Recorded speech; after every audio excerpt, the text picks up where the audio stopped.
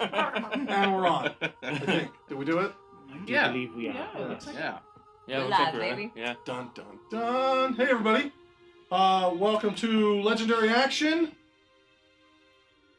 Yeah. Missed us? Huzzah! Every time. I got one of those. Seriously. I need to get one of those. Yeah. I need to get involved. You may have noticed we switched out one of our players. We switched out John for a tiefling. Yes. Tieflings just seem to be cooler. So, Yeah. their demographics. People love tieflings. Tiefling. True. So, there we go. Tieflings are We cool. got one. Tieflings are All cool. we had to do was get rid of John. Devilishly handsome. Devilishly handsome. That's the second time it's been said tonight. Still literally. Yeah. Yes. 100%. And it's still good. It's Still still good. Every good. time. Every time. Oh, yeah. To capitalize on the pun, we missed you. I've been working pretty hard all week on writing, rewriting, planning for what could be a really interesting night. A really interesting night. Which I just realized I forgot something. It's okay. It's okay. We can distract. Telling myself it's okay at least. Anyway, how was your week? How was your week? How was everybody's week? Yeah, pretty good. Yeah. It was Yeah. long. It was sunny. Hey, It was nice. if you Very had a nice good weather. if you had a good week, that's good. If you had a bad week, then at least tonight gets to be the high point. Yeah. True. Very true. It's a good way to end my vacation. That's true. You've been on vacation. When do you come back to work? Tomorrow. Oh. I'm sorry. Birthday Tomorrow's my wishes for first the day birthday back, which boy. I'm actually You should okay get with. this So. way. Yeah. I'm at that point now where I want to come back. If I had vacation any longer, I would get to that point where I've lost that feeling, and then I just don't want to go back. Oh, yeah. Yeah, you're right in that sweet spot Yep. of days off. Yep. Yeah. Makes sense. Nobody missed you, though. That's hurtful. I'm sorry. I don't even think we've talked about you You mean at all. Odysseus? That's good. Here's Yeah. my That's good. Odysseus. Yeah. I missed you. Yeah. I missed you, but that's because we're I friends. appreciate you. Yeah. Appreciate you. And I'm sure Tony and, Meisner missed you. I didn't miss you at all. He didn't. I saw He you didn't. almost every day. Yeah, we saw each other every day. We played games together. It was normal thing. Oh. Gotcha. I appreciate Gotcha. it. Oh. We have sponsors. We're going to talk about sponsors tonight. Wow. Yeah. Yeah. Who wants? You know what? Who wants to do it? Mike's not allowed to. Sasha wants That's fine. Apparently I have to take care of the studio dog. All right. Come on. All right. What's up? My tiefling friend. Where you going? What do you want? Sponsors. to. Do one of them now. Go. Do one of them. Let's start with reroll. It is a. Wow, that's not how you spell that. But don't mind the chat.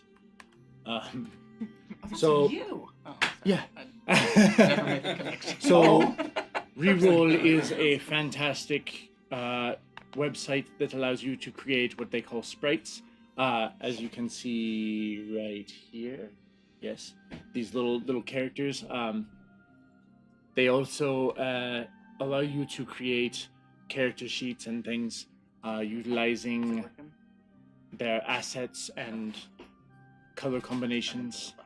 There's lots of different races you can swap out to, a lot of armors and colors you can change things through.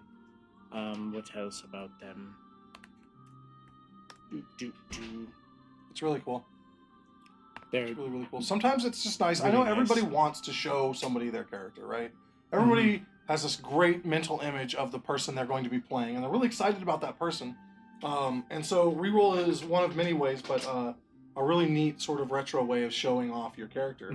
The sheer amount of combos for how to make your character is really big, and they seem to do really, really well at keeping up with updates to the D&D game as far as new races and cool magic items and stuff It's like a that. I know. digital character sheet app. So you can download it on your phone, whether you have Apple or Android phones, and then also get started on the web. They started through Kickstarter, so it's a crowd-funded item as well. There are like 2 or 3 people heading up the entire thing. I've spoken to 2 of them, and they're great. They have their own Discord. Definitely go check that out. Really, really great people. Also want to give a special shout out to a group known as Hero Zone here on Twitch. If you scroll down, you can see their name mentioned alongside our wonderful Jest Bubbles. Hero Zone's great. They're always Hi. doing something they're extremely welcoming. They want to teach and help you become part of the D&D community. So they teach how to play. They show their own games. They're painting all the time, and they're willing to talk about their techniques and what they do. And they even do occasional giveaways and stuff. So they're really neat. Definitely go check them out. Drop them a follow. But don't leave us. Go follow them and then come back. And then lastly, we have Incarnate. And Incarnate is, we talk about that a lot. How many times as a DM or as a writer have you wanted to be able to visualize what's going on and where people are moving or what the world looks like? Incarnate can do just that, and it's a super easy tool. Not only that, if you don't have the time or energy or know how to build a map yourself, there are plenty of people on their Discord that will do it for commission. There are published maps that you can just yoink for free and utilize. And on top of that, if you're doing like a live D&D show or anything like that, everything you build on there, you absolutely have the rights to post as long as you're one of their members. And I think it's like $5 a month. There's a free plan. There's a pro yearly, so you can just pay $25 for the whole year, and then there's a monthly plan, so it's $5 a month, depending on how you want to do it. There you go. So that's it for the sponsors. I think we're ready to play. I don't know. I'm pretty D&D? ready for D&D. D&D. D&D? D&D? D&D? D&D? D&D? Doctor? Mike, take off the invisibility ring and tell us if you're ready to play D&D. D&D. It sounded just like him. Oh man. Hey, you know what? We're gonna wait for Mike. Let's talk about something. I'm gonna go on a DM Justin rant real quick. Ooh. A lot of new stuff has been coming out for D&D. This D&D 1 stuff, and everybody freaking out about this or that. And I think what we all forgot is that the table is ours. Whatever rules, whatever books, whatever comes out, we as a group get to decide what we utilize, what we play. So, at least in my opinion, and some people are totally going to disagree, all content is good content because we get to cherry pick whatever we want. Absolutely. Agreed. So, a lot of people are taking a lot of time and effort and keeping this momentum of D&D moving forward, and you have a thing to say. With the caveat of people having fun, because it is meant to be us having fun. It absolutely is meant to be us having fun. But this is a DM Justin rant, not a DM Justin discussion. So shut your trap. Yeah, so shut up and have fun. Or you're fine. The tyranny of Or you're fun. Attendance is mandatory, fun is optional. Except at D&D. At D&D, you should be having fun, or why are you there? Why are you there? But no, seriously, all this stuff is coming out, and a lot of people are alarmed or freaking out or whatever. At the end of the day, just sit down with your table, find out what everybody wants to play, and then play it, right? Yeah, just play it, yeah. Yeah, and have a great time. Yeah. I can't tell you how Cool. much I've changed my Ranger D&D game to fit how we play it at home. Your what? My Power Ranger D&D game that I play, I changed a whole bunch of things compared to that rule book. Go on. And we just sit there and change things, constantly change things. I just changed combat for the second time to because I have a player who rolls really high and kills things in single shots, and we get frustrated, or I get frustrated, but you know, it works. It works out. As long as we're just there having fun. That's all that matters. We're having fun. Nice D&D trick for that. Yeah. Kills things, you get frustrated. Always put more things on the board over here. More than over there. Yeah. Putties can show up all the Oh time. yeah, 100%. Yeah. You never know how many putties are actually there. Because if you count, they always killed more than you saw on the screen. Yeah, for sure. Or for just sure. throw one bigger thing.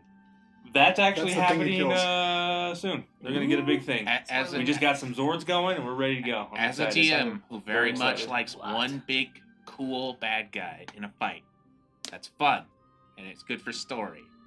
But in D&D, it's gonna get fucked up so fucking hard. It is. So Yeah. it's A great. lot of hit points can be done very quickly, especially a Yeah. table with 6 players. True. Yeah, that's a lot of action. Because they economy. get 6 Oh, yeah. turns to attack, and they get 1. So there's lots of tricks. Extra reaction attacks, really big one.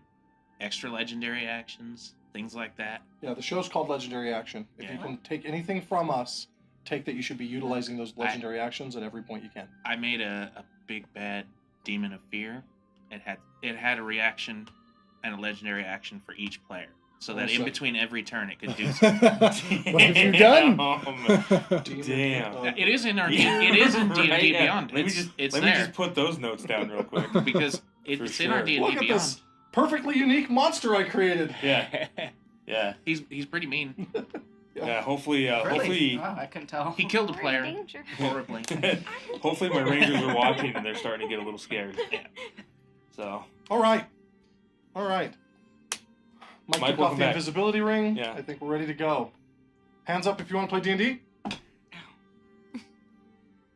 Not just one hand. And the table claims another. All right, fine. All right.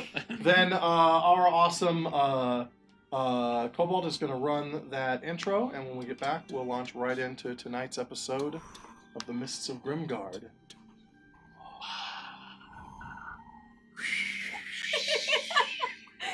What is that? This is Mitch. What is this fake?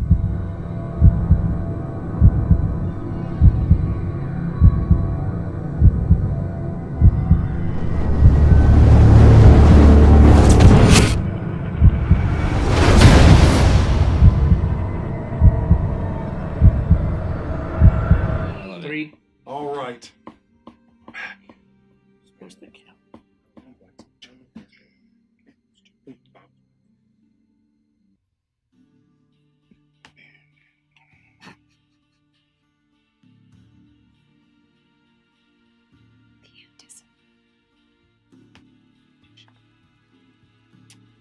Last week's episode saw the introduction of a new group of characters, all preparing to enter a portal built by the city of Grimguard.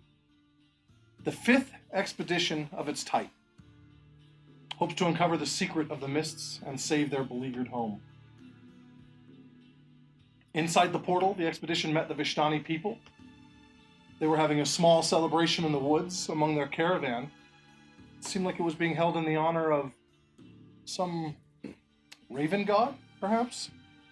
Fast friends were made amongst both the party and these mirthful people. But then, Marius met a man different than the others. This one had a much darker disposition. After a brief conversation, he reveals himself as the Baron Strahd von Zarovich. Eventually, the party is approached by Madame Ava, the matriarch of the Vishtani people. She explains that this group may need to kill Strahd in order to save Grimguard. And then she asks if all of you would like to know how to kill the devil. She holds up an age-gnarled hand.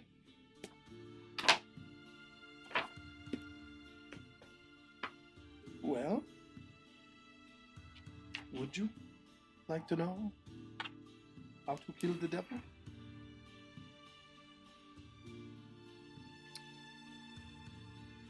But is beating Strahd the only way to get home? Can't we just ask? Getting home is not that difficult, if that is what you truly like. We could take you now. We want to destroy the mists, once and for all. See, that is what I expected to hear. Strahd. Well, he is very dangerous. But he has his own rules, and he will follow them.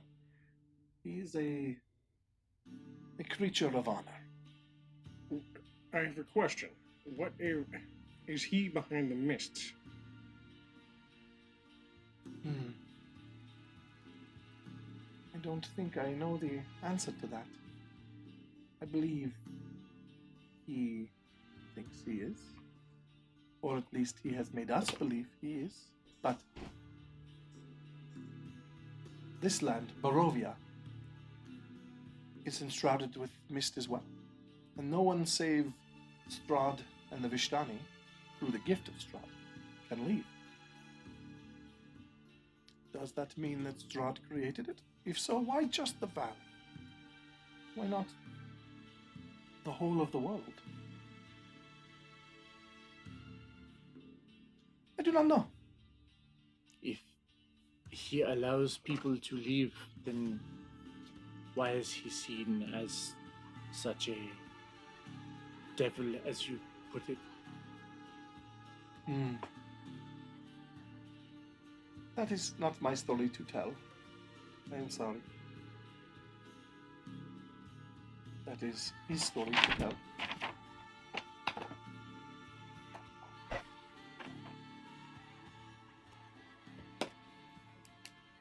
So then, what story do you have for us? Ah, I have the story of you. I have your story. Well, brother. She holds up a deck of cards. Rather, I have a story that you will be able to tell someday. You see, these cards are gifted, as well as the matron of my people, Vishtani. I am gifted. I can ask a very specific question of these cards, and they will answer. But I can only ask that one question. How to defeat Strahd?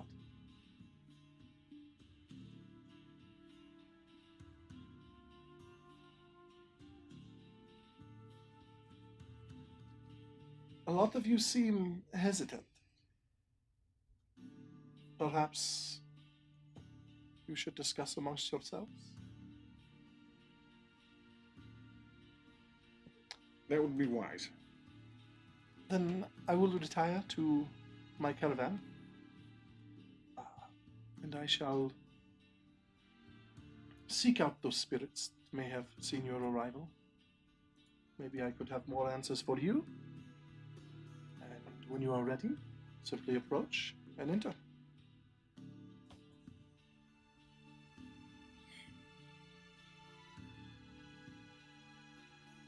With that, she stands up, brushes off her multicolored dress that she's wearing. A few different scarves adorn her.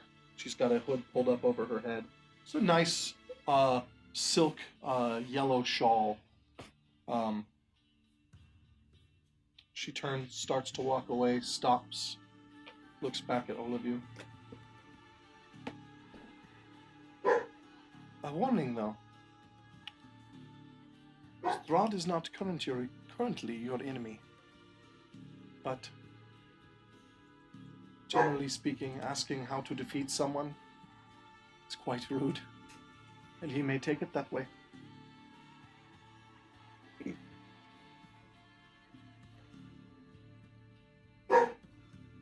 But for now, I will retire. Right. And what do you all think? Well, I don't think we should be hasty by any means. I mean, is he truly an enemy just because he calls himself a ruler? And this is where I also draw a problem. With her own statement, we truly don't know if he is the problem with the mists. Why would we make an enemy of someone who rules the area no matter what people call him? He is the lords of these lands. To seek a way to kill him without finding out anything about him sits poorly with me. Yes, but his power to traverse the mists is something that we could all use. At least that way, if we could leave, should we need to for any reason, it's a power I would like to have. And why not just ask him for that gift? Well, See if there's bartering involved, see if there's something we could give him in exchange for that power. Deal with the devil. Or deal with a man who has enough power to be called a devil. No. He's a devil. Not a man. what makes you say that? What's in his eyes?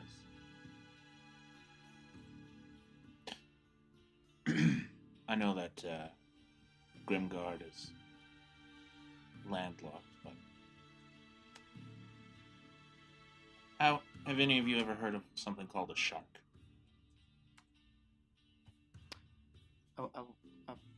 A creature from the waters? All it does is hunt and eat, and that's it.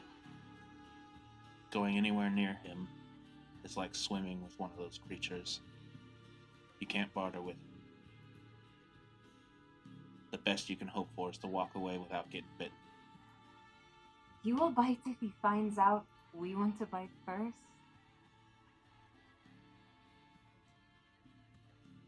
And by that point, that's just someone protecting themselves, is it not? There's something to be said for gaining knowledge over someone. But he will know. He has eyes and ears everywhere. Learning of someone's vulnerabilities.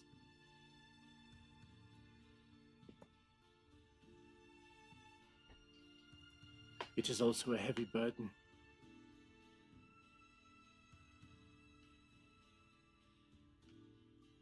I mean, can we request an audience?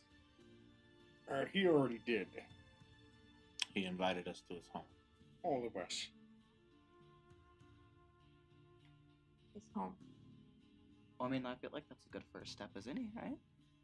The Shake cost- hands. The cost would be that pretty redhead that came with us. Tisea. Sam. That's the price for entry. You can all imagine what a shark would do with something like that. Alexander's been sitting quietly by, listening to this entire conversation. Well, I think it's clear that we would not sacrifice anyone willingly. Then that would be right out. Are you sure that's what this man meant? Not a man, but yes. He had an eye on her. That's twice you've said he's not a man, but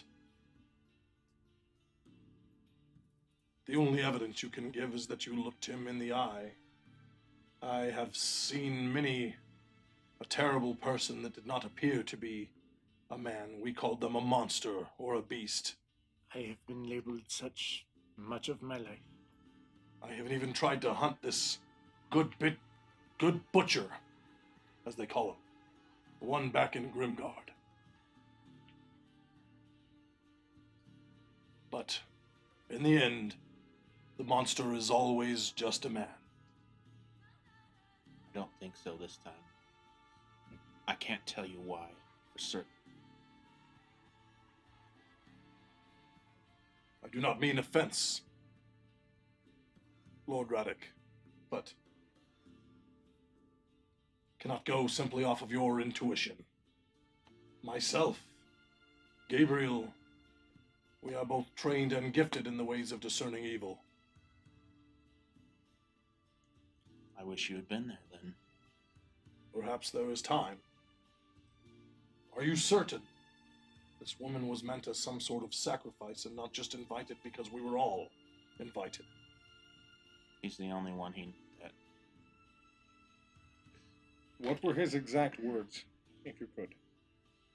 he simply pointed her out and called her lovely. And I do admit that is still off-putting. And if you had seen the eyes when he was staring at her, parallels to Predator would continue. I see. He wasn't interested in her for some of the things men might be interested in her for.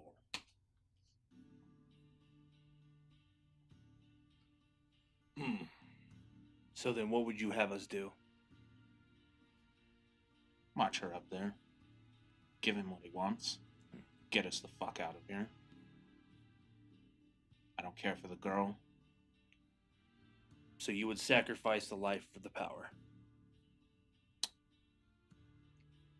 I think if that Strahd wants us, he'll take it anyway. Best to buy some favor. Maybe some time. Maybe we don't give up the hunt. We should appease him. And I Appease the devil. assume that's what these people do.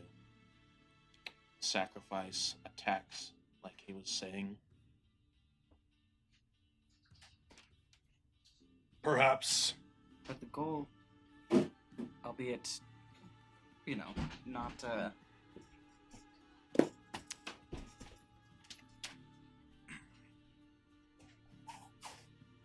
not entirely, I guess, feasible, but the goal is for all of us to return home with the answers on how to get rid of the mists.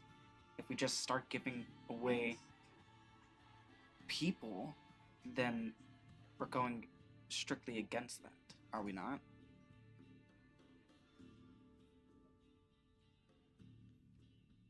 Why trade in human lives? That just makes you as bad as he is.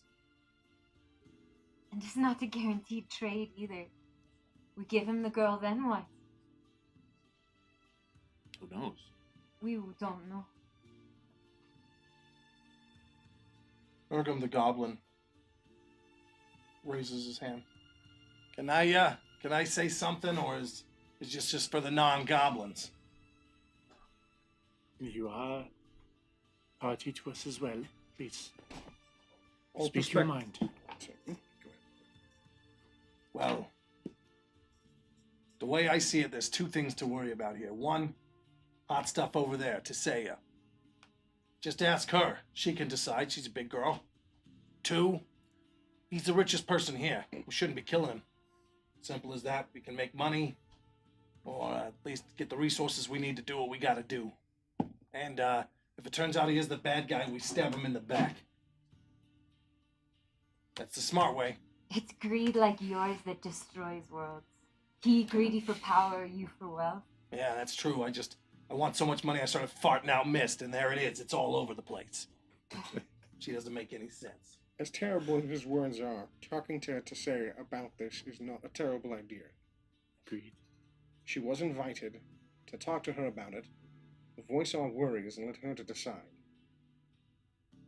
If that's the case, hey, Tisea! Join us! She kind of hops over there. Hi. You were talking to the old lady? Indeed, What was that about? our futures, in a sense.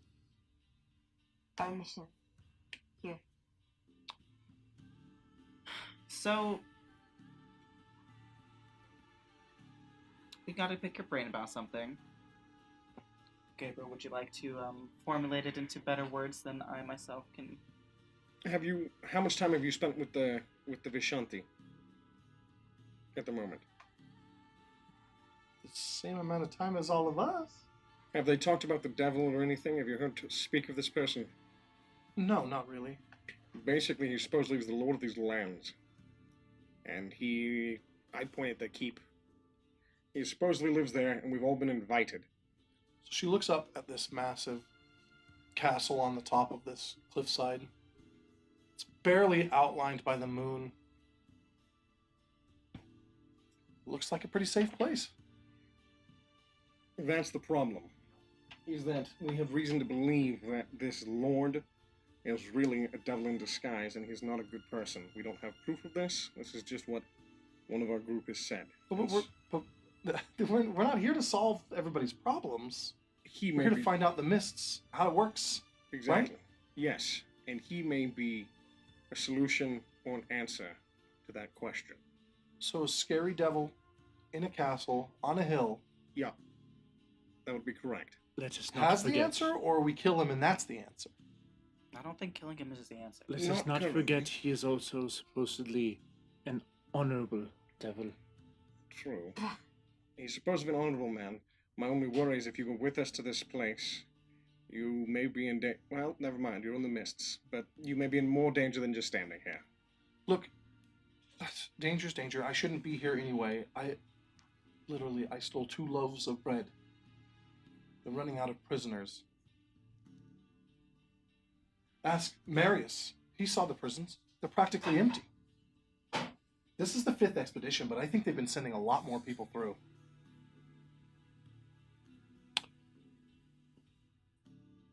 Yes, Alright, girl. I don't know why they're being so coy. The devil has marked you as his prey. He wants you regardless of what we do. So, do we march up there all together and see what can be done? Or do we try and hide away until he finds you? He's the lord of the whole area, right? Hmm. There's nowhere to go but to him. I say we march up there and stab him in the face. Well, one of you. I'm not too good with a blade, but the point is that if he's tied to the mist somehow, then that's what we do, because I don't know how else to put it. I'll do whatever it takes to get home to my family. Pretty sure anybody that actually had a family would.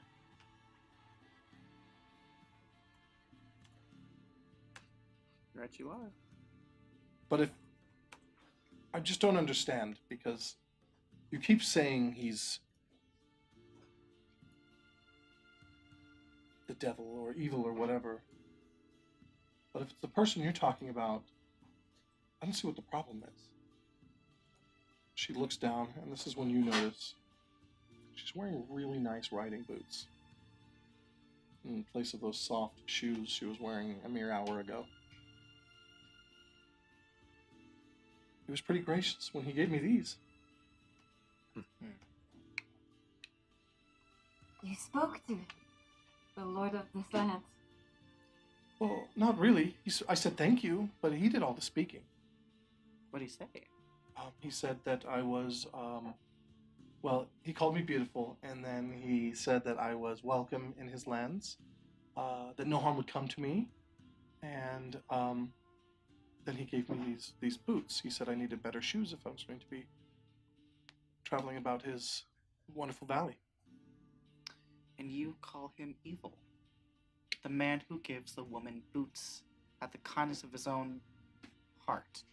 Question mark. Yes.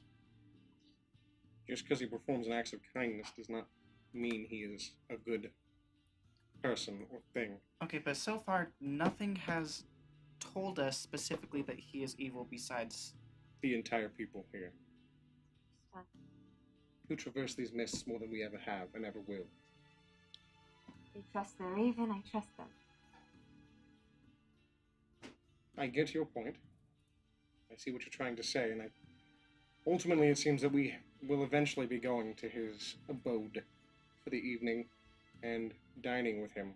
But why do we have to do it as hidden enemies? No, I was saying that no matter what we have to. The question is, do we learn how to kill him, or do we go visit him first and let me and Alexander get a measure of him first? We learn how to kill him, we will be a threat. Hidden enemies. Threats are generally taken care of by the ruling factor. So the question is, I do not believe we should learn The the real way to kill question him before is meeting him. whether or not we actually mean him harm. As it stands, we have no reason to. Can So you ask why a different seek? question? Why seek? What are your thoughts about this, Grimguard? You've been quiet, contemplative. I want to pick your brain. What do you think of the devil in the castle? Well, he has a power that we need. How to go about it? I'm on the fence. I agree with both sides. I understand that maybe we go, just talk to him, get a sense of who he is, and maybe he isn't all that bad. But what if we do and he ends up meaning us harm and we have no idea of how to defend ourselves? The madam has, or at least I might have felt a twinge of some type of powerful divination magic. Something I'm very interested in seeing, but we're only going to know it if we ask the question.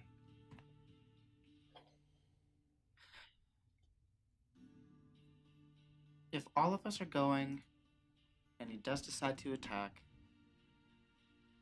I doubt that all of us will die sitting in this castle. I'm sure a good chunk of us will be able to get out, and then find a way to kill him. But until then, we do not have to mark ourselves as an enemy. This may be something terrible, but I believe I believe we should always give someone the chance, even if they are classified as the devil. Have none of you heard of prepare for the worst? I feel like in this instance, preparing for the worst would be the worst option for us. So then, do we take a vote? Seems to be the answer. Most of us are tied on the subject, so the question is, no matter what, we're all going to Strahd's Keep. The question is, do we learn how to kill him first, or later if needed? Well then, who gets to vote? The ones who would be doing the, as you put it, stabbing. So, Well, I'm not going to do any stabbing, but I should get a vote if I'm marked like you said I am. Absolutely. I feel like everyone should get a vote. Everyone Conscripted or speaks not. up again. Except for us fucking goblins, right? Here we go again. I'm green too. Shut your mouth. Of course you're gonna get a vote. Sorry. Thank you. He sits down. Pat's head. Because I was green. well then, let's have a vote. Grimnir. I say we learn how to kill him. Well, before we vote, perhaps some of us, he looks over at Odd and Gabriel, should spend a moment in silence, search our own feelings and perhaps those of the greater powers. Agreed. We are, after all, on their path, not our own. The man speaks sense. True. Discuss, think, Raven friends to summon. whatever you need to do. Aw. We can meet back in 10 minutes. Cast the vote then. Yes. Good. Grab some more food. Ask around. Make sure this decision is your own, but don't be afraid to talk to others. We are in this together regardless. I'm gonna go find the butcher's caravan. I haven't had fresh meat in weeks. I'm gonna walk Oh, away. it's back that way. Yes, to your right. Odd, what are you gonna do? I think I'm going to step off on my own for just a slight moment and bow my head in prayer. And then probably find a couple of party members. I will look around and feel like this is a good place of any to seek my own guidance. I'm gonna pull my sword from my hip and place it in the ground and kind of take a knee and lean my head against the pommel that has the symbol of the mother and begin asking for guidance. Morgo? I need to refill my mug. Twofold. Okay. Maybe take a walk around the caravan. Think. Blow some steam. Okay.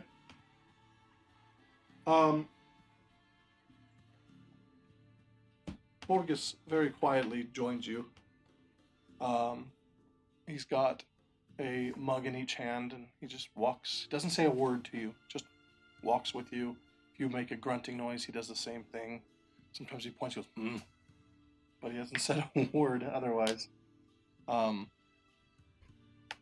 He's for an obviously big dumb brute, he's actually quite handsome. Most of the Vishtani are actually. It's he's got a nice, well-trimmed beard, short hair that's shaved on the left side, and his clothes are clean, and he smells fresh. There's just sort of a messy look about the way they dress, but altogether not unhandsome. Maud, what are you doing? I look for my friend Eldane Okay. for his wisdom, but then also curious about him speaking with the ravens. After I would like a quick glance at Eldane. Eldane is sitting at the dinner table, And he's asking questions to these three Vishani, and they're happily answering, and then he's writing something down. He's also, looks like he's sketching something too. He's completely engrossed in it. Eldane, I say aloud, you are the smartest person I know. I look to your wisdom and trust it. And before he speaks, I reach into his mind and I say,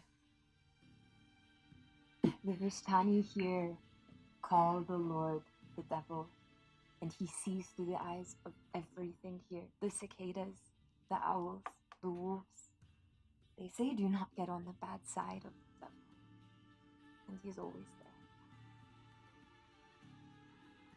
He just sort of nods his head and keeps writing.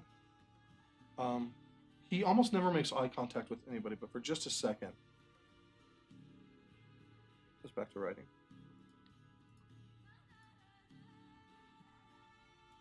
Grimnir.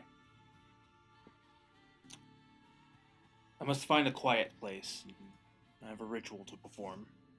As I pull out just a small bag of stones, nothing crazy, nothing too heavy looking. And I kind of wander off to where there's not very many people and sit on the ground. Okay.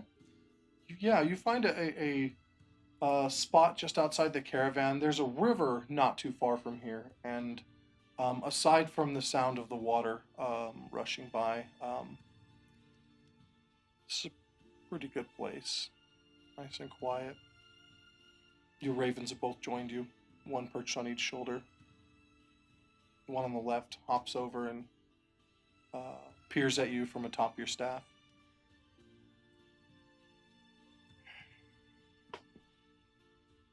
I know, friend. It's a hard decision we must make, but you know why I'm here.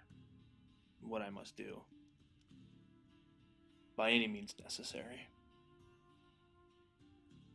And I open up the bag, pull out a few stones, and just kind of toss them on the ground as I enter a trance-like state.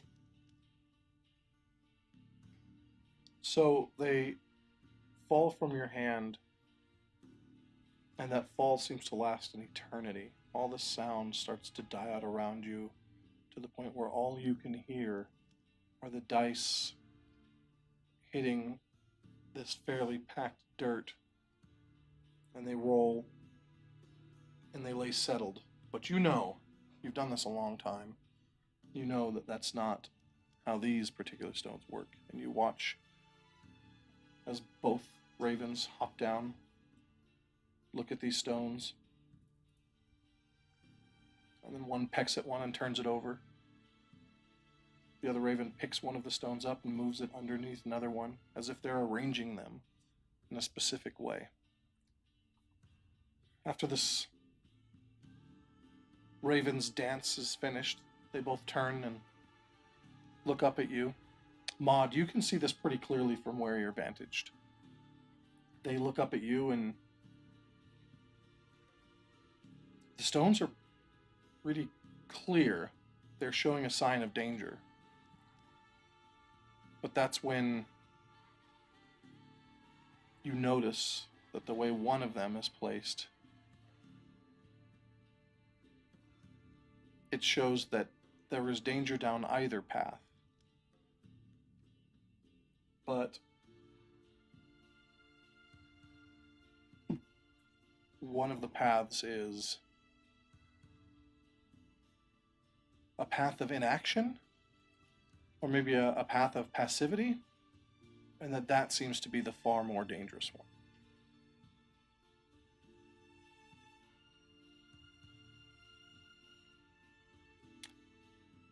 But then your raven turns and knocks one of the stones over.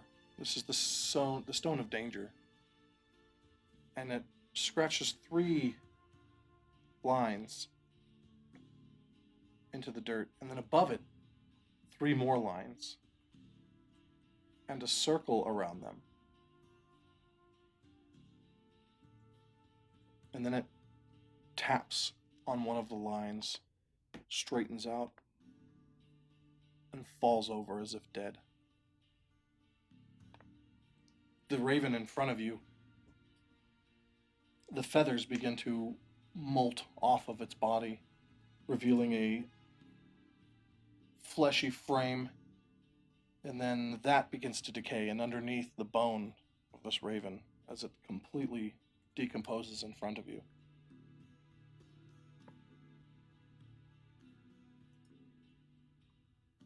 And then your pouch begins to jostle. Raven pokes its head out, caws at you, hops down, and just like before, you have two ravens.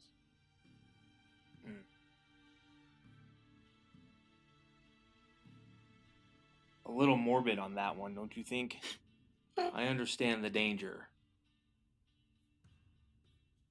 It hops over, peers at the dead raven, turns, holds its wings out, and almost shrugs at you. Flies back up to the top of your staff.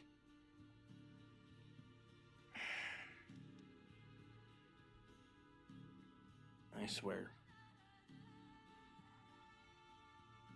You bring so much joy to my life, and then you do things like this. Come, we must join the others. We must go back. All right.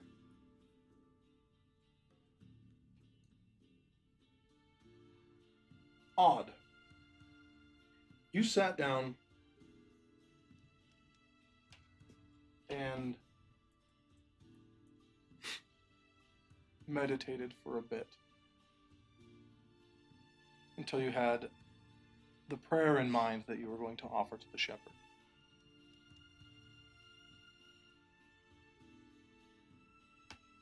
Great Shepherd, the road has been clouded by these mists, and our path confusing. The choice we have before us, if we choose poorly, I fear, could harm many people. I fear for their safety. Please give me guidance or a sign so that I may guide this company as you would have me.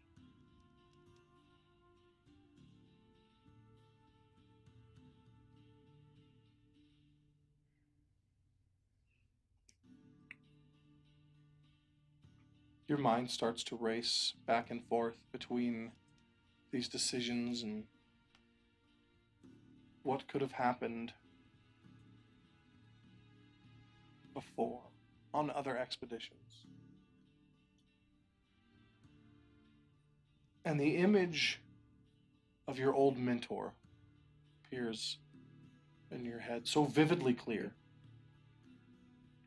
with another expedition. As if watching a montage of his travels, you see them standing around much like your party did when first entering the mists. Then you see them travel. You see them meet Vishtani people on the same riverbank, just like your people had. You see him go into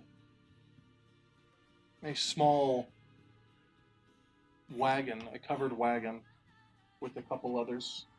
Coming out, they seem scared yet resolute. You watch on several occasions as they talk to a dark-haired man. Something otherworldly graceful about himself as he moves between the party, speaking to them. Everything seems friendly, mirthful. One of the men is even laughing as this dark-haired man turns and begins to tear into the flesh of one of your mentor's party members. Suddenly, violence breaks out. And in the chaos, this dark-haired man is lost.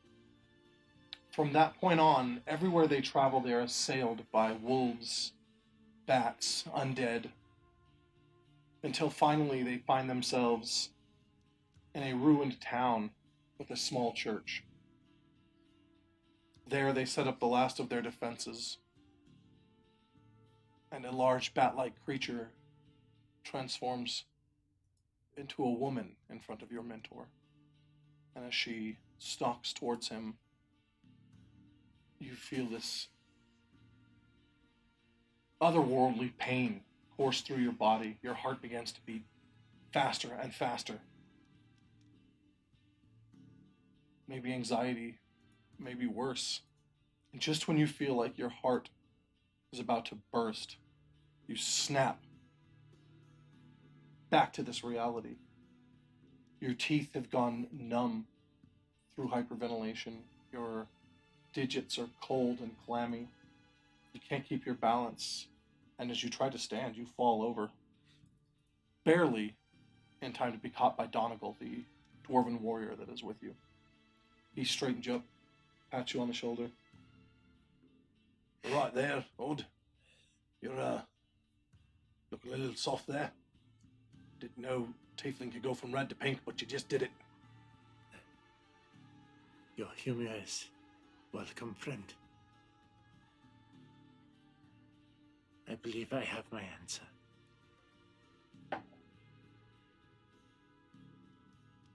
We should find the others. Oh, they're all about. Been thinking for quite a while, though. Let me ask you, if it comes down to this boat, we learn how to fight this devil, or we just get the hell out of here?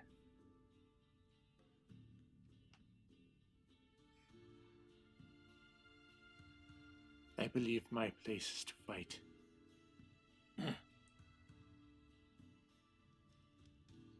Sounds good to me. Only got a couple things I gotta do here, but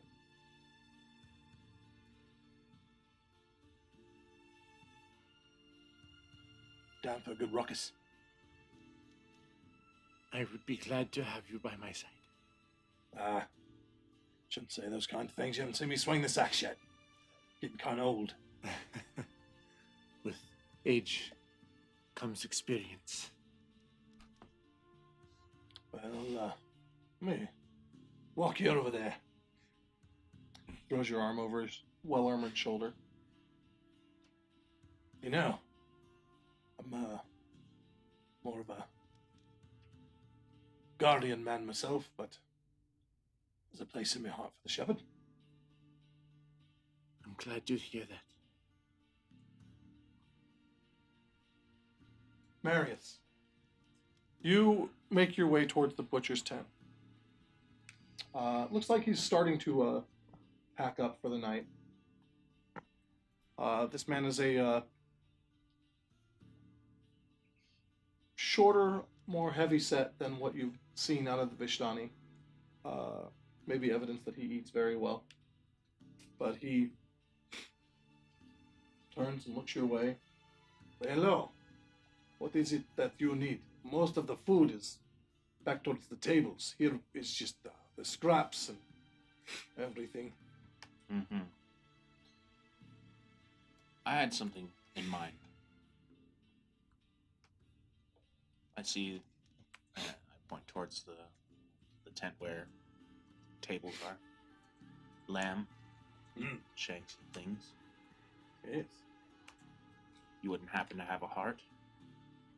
Heart? Lamb heart? Mm. Well, we tend to throw them out. The things that bleed are not usually safe to keep in camp. But, sure. I think I still have some. Would you mind? No, I don't think I would. A little confused, but he stands aside, points over towards a small wooden chest. It's surrounded by what looks like ice, sitting in this almost like trough around the chest. Should be some in there. Also, the liver, intestines, brain maybe. Whatever you need.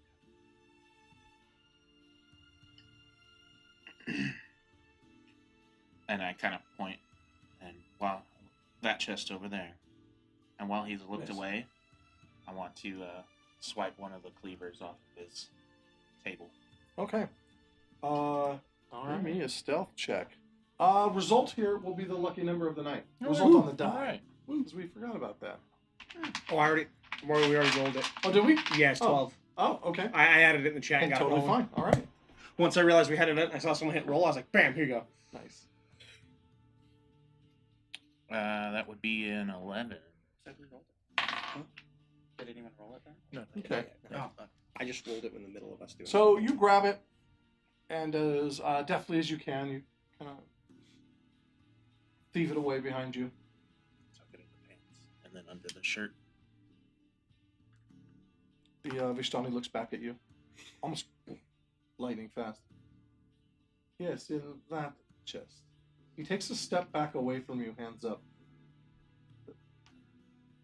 You should know that harming the Vishtani is not a good idea. It's not for you. Then I walk past him, look into the chest. He stiffens up.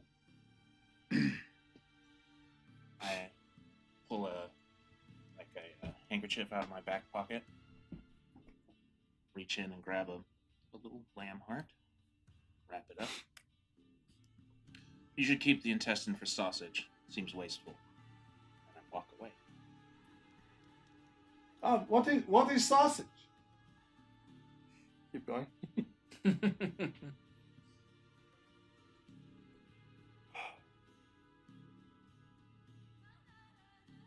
Gabriel, much like it has always been since you started down your path with the Knights of St. Dorian, you pray every morning, every night, before each training session. Silence and prayer has become, at first, boring and tedious, and now just a regular part of your day. But just like every other time, your mind does wander just a little. What is the point of the praying? It's not like anything's going to answer you. Why would anything answer you?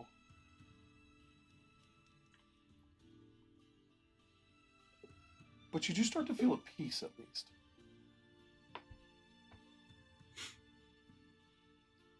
You know that regardless of the decisions made,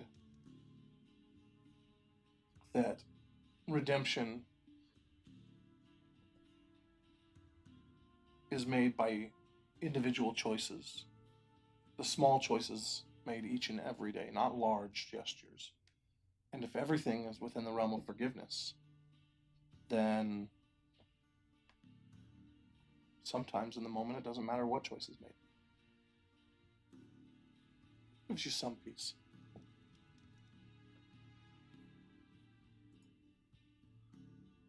Borges is walking with you, Morgo. Finally, he speaks up. Morgo, Borges? This has been a good walk. May I pick your mind? No. Absolutely not. May I ask a question? No. Of course, anything for my love. Borges. Know how to make an orc blush. A what?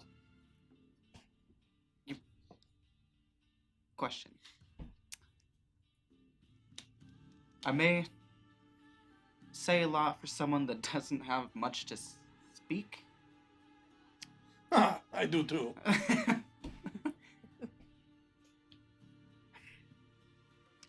Do you attack without reason? No. The Vishtani people are non-violent. The Of only course. weapons we keep are for, to keep animals, wolves and bears at bay. But we never even kill them. The animals we eat are, well, only the hunter is allowed to kill.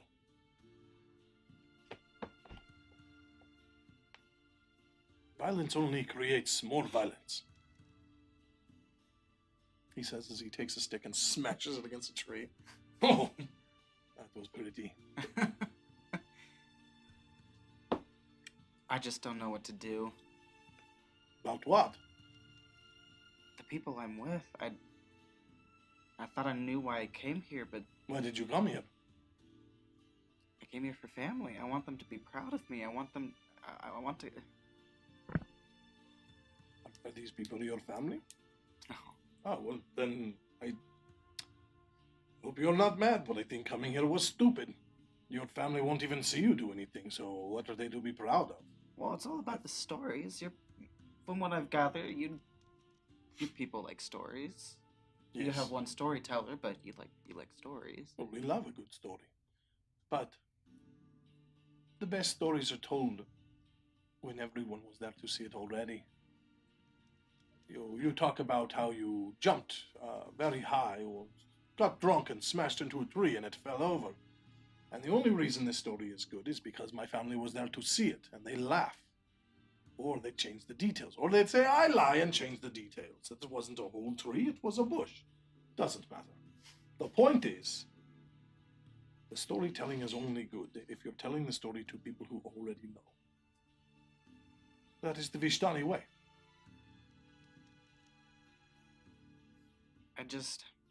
I don't know if what we're doing here is the right thing. Meh. Right, wrong. I think the important thing is that, just do something. Sitting around is how do you get fat? Borges. I could never do that. Well, you know what I mean, like brain fat. When you don't do anything, you don't want to do anything, and that just becomes normal. And boring. Yes. Our party is almost over, and then we will leave. I'm really excited for that, but I will miss you. Long-distance relationships are hard. Terrible, terrible. Well, thank you for your time. What is your family's name? We are Margos. Margos. Mm-hmm. Oh, I'm sorry, I've been saying Morgo this whole time. No, I'm Morgo. But we're the Margos. I'm Morgo Margo.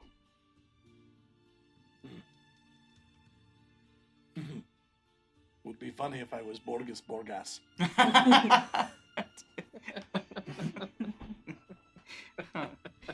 Borges, thank you again for your time. I consider myself quite fulfilled to have met you, and hoped that we can have a couple more rematches of our. Well, yes. We are married through the bond of the arm wrestle. What? Did I say that wrong? This is so soon. What? What do you mean? I think we need to take a couple steps back. He takes a couple steps back. Okay. Okay. Well, I'm a married woman. What? You're married? To you. No, I asked you to marry me and you said no. I said after maybe a couple more rematches, which we did. Did we not? Oh, there is confusion. No, the Vishtani don't marry that way. Okay. No, yes, that's weird. We touched hands a couple times and now we have to make babies. Great, beautiful, green, tusked Vishtani babies. Yeah, that would be weird. I'm out of drink. You're fun. Bye. I love you. He walks away. I'm so confused. I sit down right where I am and just pick up handfuls of dirt. Because I don't know what I'm doing. I don't know what I'm doing.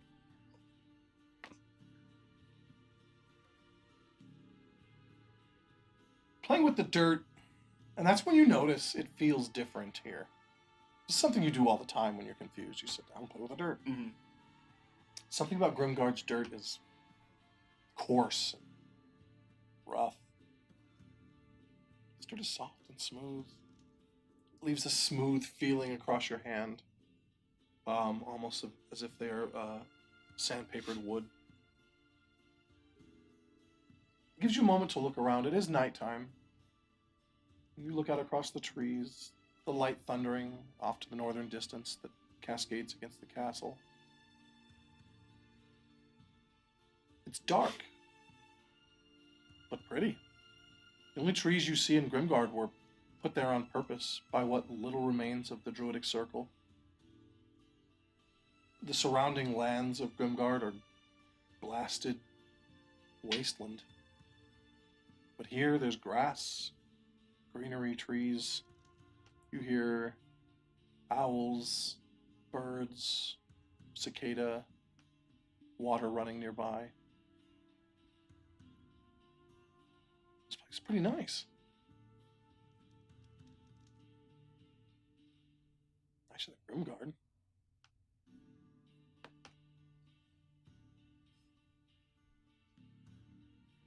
For a place that's described as nightmares, this is a place that I don't mind being in.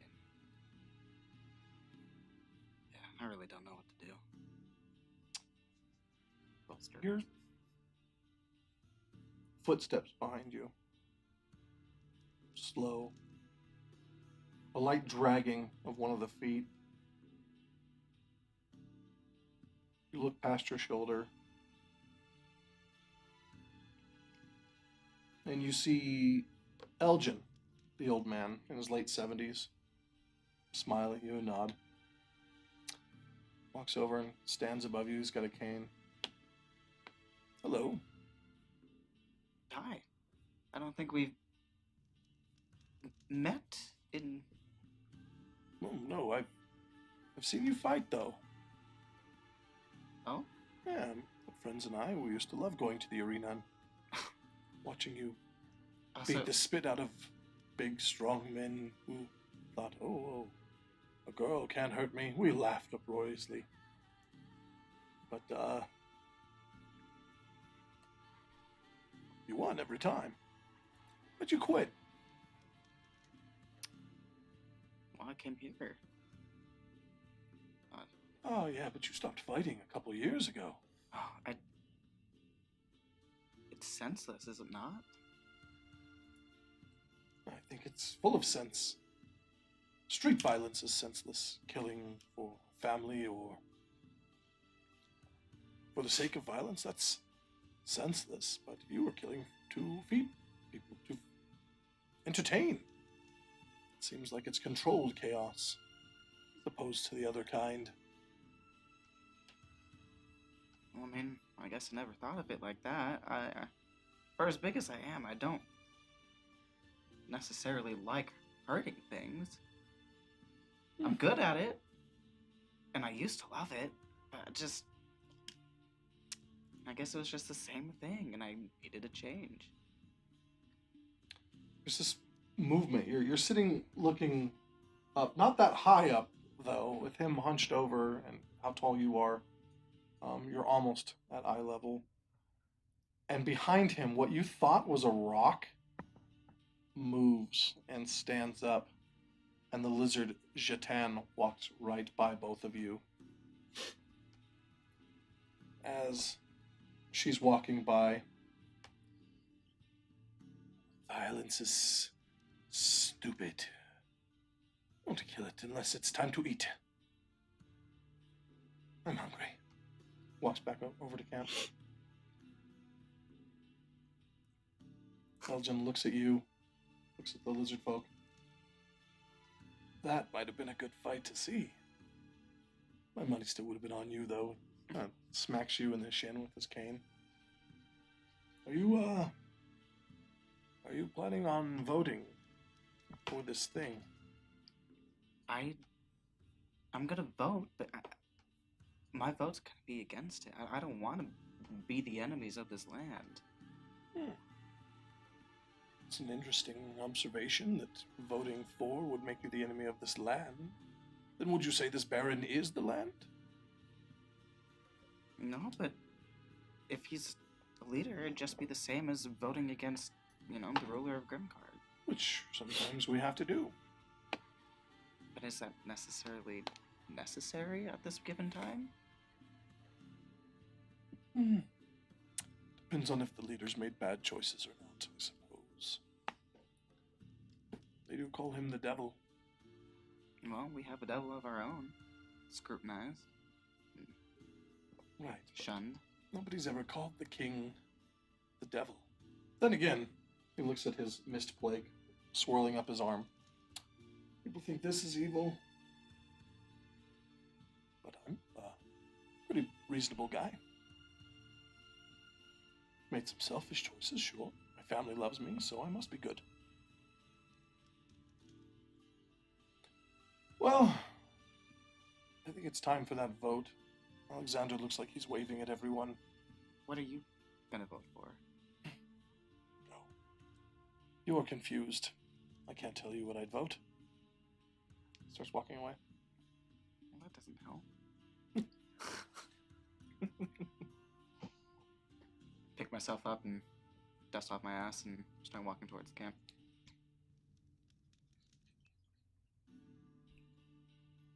As you're walking back towards camp, you see Amelia. She's shoulder-length blonde hair. It's tied back into a bun right now, and she's kind of sifting through bushes at the edge of the camp. She's muttering to herself, picks a couple things out of the bush, pulls a weed of some sort, tucks it into a little pouch, looks over at you. For a second, she looks like she's been caught doing something very wrong. Oh, What did you get?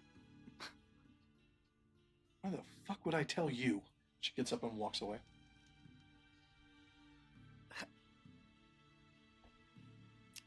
All right. Was it my breath? All right. Anybody have anything else they need to do before the vote happens? I don't. No? Okay. Everybody wanders back into camp. Alexander. Well, I think we've all had our time. Is anybody against voting publicly? Ergum, the goblin, raises his hand. Well, I fucking am. Noted. Anyone else? Then we're going to vote. Ergum, would you like to vote first? Now? I'm gonna vote last. What if it's like a swing vote and it really matters? Whatever. Then I'll simply go based on the roster. Donegal. Dwarf steps forward. He's got his shield strapped to his arm, his double-headed battle axe resting head first on the ground. Well, the way I see it, we're in the water with a shark, like you said. But, well, if he's a right bastard of a shark, he might have a little fun hunting us. We hit him in the face, not the tail. I vote we learn what's wrong with this man and kill him.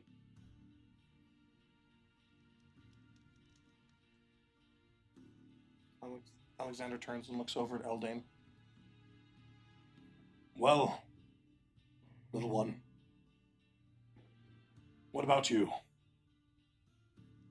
Eldane's writing, puts a hand up. Well, the way I see it is we don't have enough answers. And yes, it might be rude to ask somebody how to kill them, but it would be even ruder if he tried to kill us and we didn't know how to respond. So my vote is... there's nothing wrong with knowledge. We should know how to kill everything. Fair. Sister Sandra. Sandra turns, looks at everyone, points at Donegal and Eldane, thumbs up.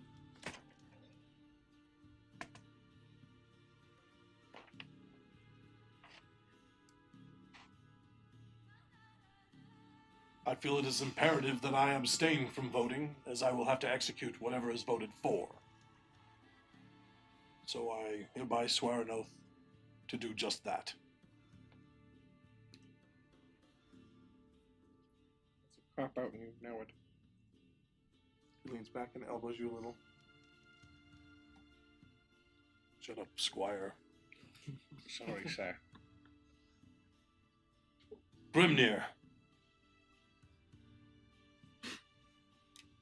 I agree with the little wizard. Knowledge is power. Plus, I've also seen death and pacifism. I vote we kill him, or at least learn how to.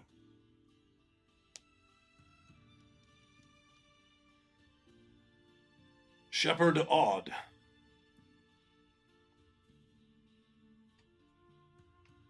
It seems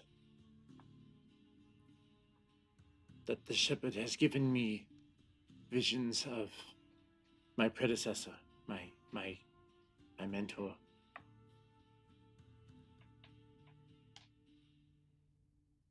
My vote is to learn what comes and what we face. I hope it will be enough.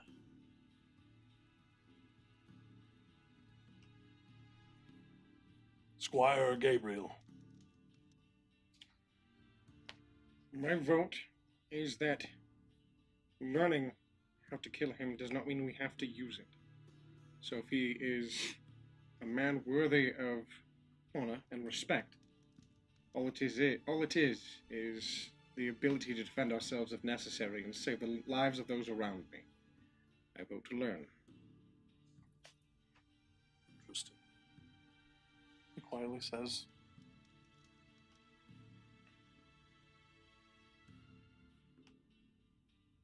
Morgo. It's wrong. I don't agree with any of you. I'm against it. I don't want to be seen as the enemy here. I understand. Then you are voting against. Absolutely. I believe that is all of the volunteers. Eldane. Not technically. No. You see, my friend, Maud, did volunteer to go. She's just not on the list. So, is that okay? Alexander turns and looks at you. Of course, little one. Thank you. And thank you, Eldane. You're the smartest person I know. I vote yes. Let's find out.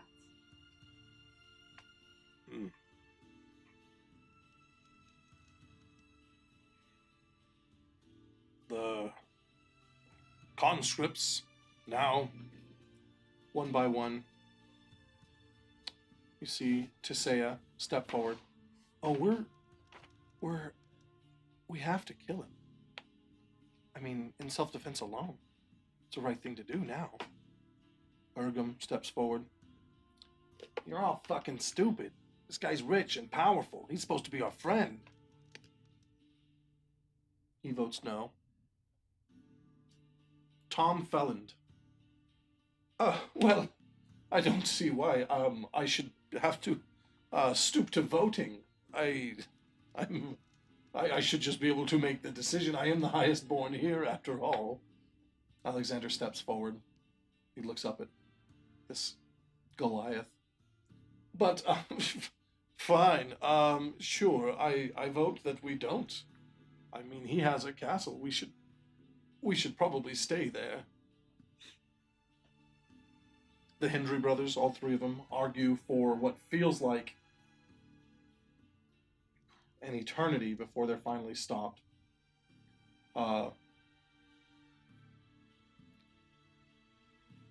Two of the brothers vote no.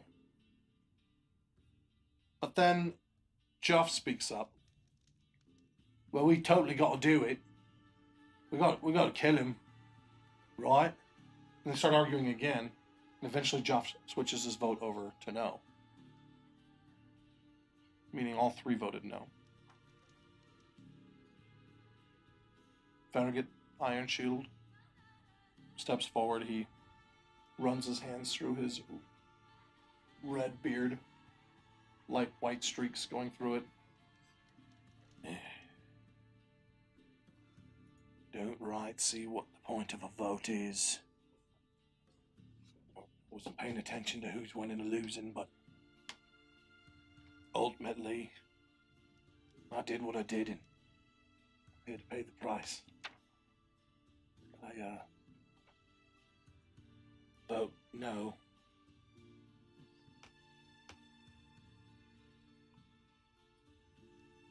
Elgin of Dockshire, the old man that Morgo had just recently spoken to, steps forward. Well, I just don't see how any good man would be called the devil by so many people. I don't see how I'll be of any use here, but with a heavy heart I vote yes.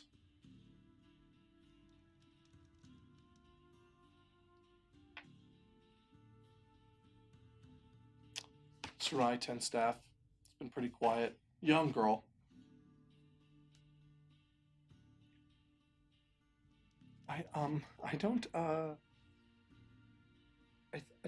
I'm sorry. Just yesterday, I was accused of murder, and now I have to decide if somebody dies? You all see how surreal this is, right? I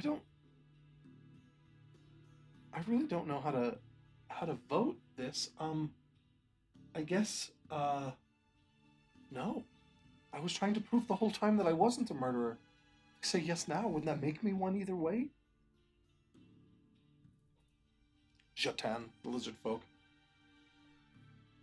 The way I see it. We are prey or we are predator. That choice is made the moment I was born. I will feast on this Strahd's flesh.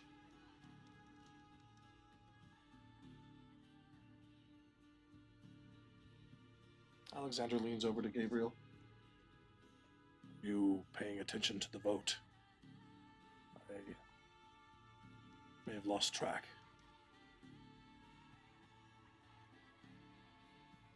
I won't dignify that with a lie, no. It's okay. Sure. I'm pretty sure that so far no is in the lead, if I were to guess. I think we're 2 above with current numbers. I bet Eldane is paying attention. Actually, Morgo is.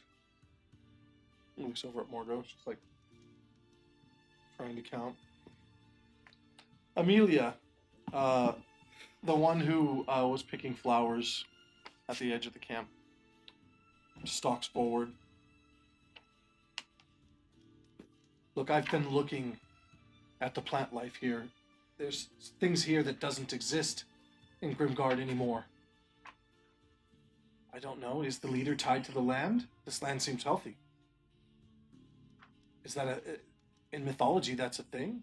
But then again, the blueberries taste like blood. That can't be right. I don't want to have to vote. But the way I see it, we can always change our vote later, and, well, knowledge is power. She looks over at Grimnir. Right, Wise One? Absolutely. Then I vote for.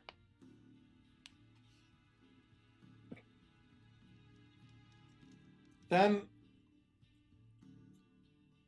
there was a man that came along.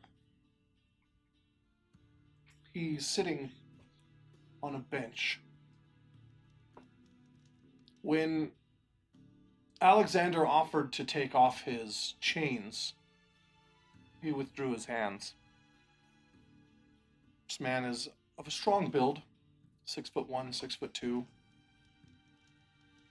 He's wearing pretty plain clothing. It looks like the undergarments of someone who used to be armored. His eyes a sort of piercing blue. No facial hair and a bald head. He looks up at the rest of the group.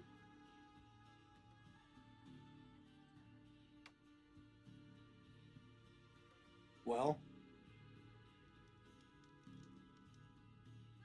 I'm not one for being hunted, and we have a job to do.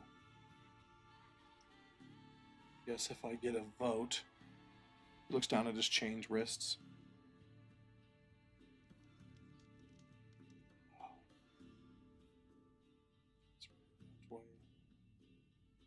I vote no. We don't have any evidence that this man is evil. We're voting for treason and assassination.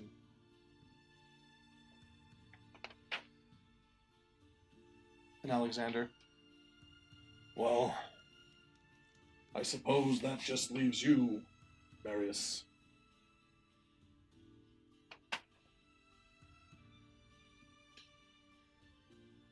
I vote yes. Simple as that. Prepare for the worst. Not unintelligent.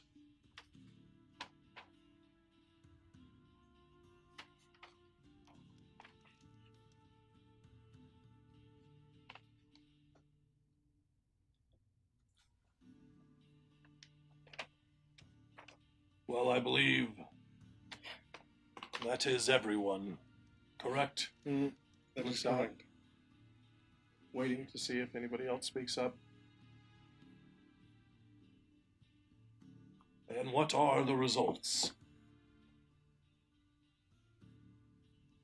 If Morgo counted correctly, 12 to 9 to learn. There's a deep sigh that goes across the whole group. I see.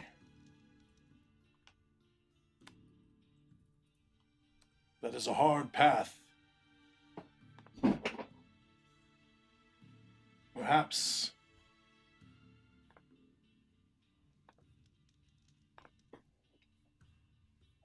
well, there is no going back.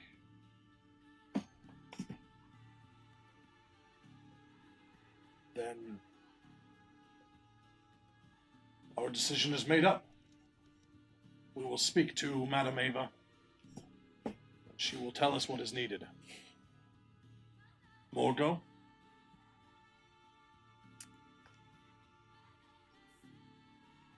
What? What am I to say against this decision? It was made. Well, you can say anything you like, but honor would dictate that you carry it on regardless. There's no honor in this. Not for me. Not yet. No. You know how to kill every person you've ever fought in the arena? Right. Do you think they think it's dishonorable that you know how to do it? Or do you think it's what you do with that knowledge that matters?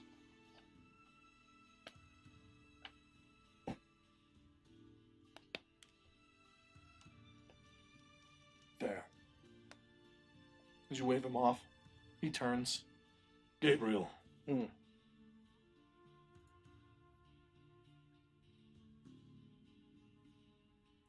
Your heart seems heavy. And Yes. that's good. This is your test, after all. That it is. I was on the fence this whole time. But we must all offer everyone a chance for salvation or redemption, and knowing how to stop him if he is beyond such is important, especially if I'm to make sure any of us return home.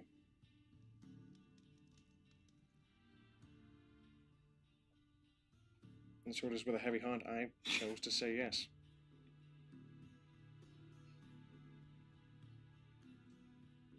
Well, I know this will not come as an honor to you, but I I do believe it is necessary that you lead the way on this endeavor. If you need my guidance, I am here, but you must be expected to be a knight. And in order to do that, I must see you be one. Well then, let's go to her caravan. And, Indeed. Now when we meet him, let's hold ourselves at a higher standard and be respectful, even though we know what he may do. Treat him as a lord of his own place. Offer respect. We are not barbarians. We owe him a begrudging respect, even if we hate him. Well spoken.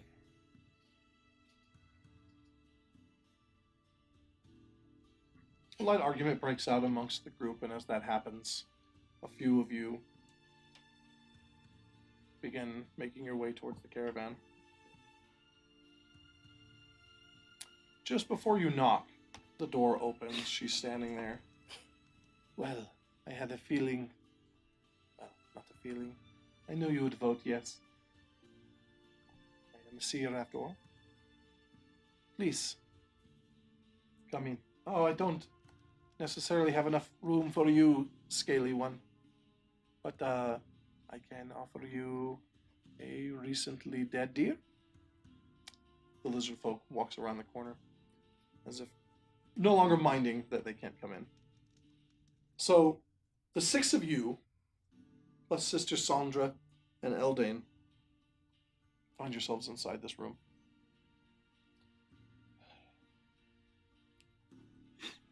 Learning how to kill the devil is, of course, a dangerous task, but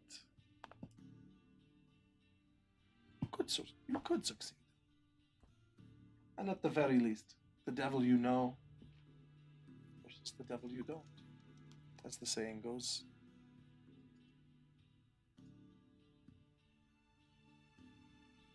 So, I have 3 cards that I will draw. These will each spell something important for you.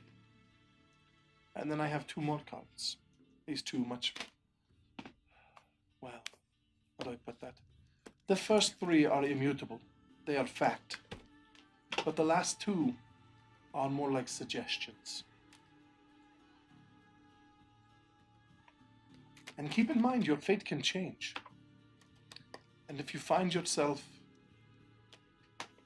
unable to understand the cards, you could always find me or someone else to redraw them for you. Does that make sense at all? Good. Barely makes sense to me. But I think now I will begin. Who amongst you has had the least dealings in death?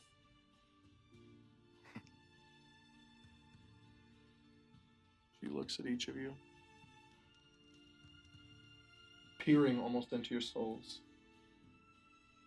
Oh, all of you have had quite dark dealings. Some of you are different, though. Odd. Your dealings in death are as a comfort.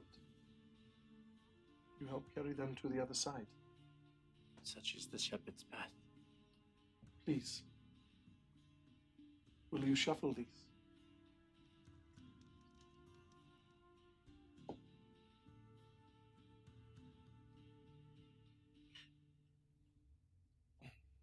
Morgo, you are troubled.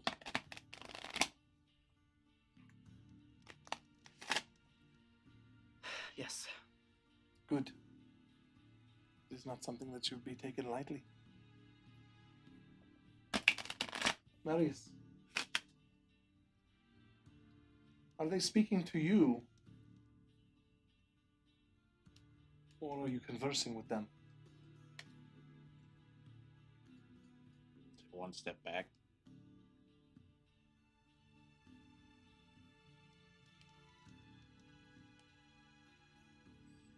They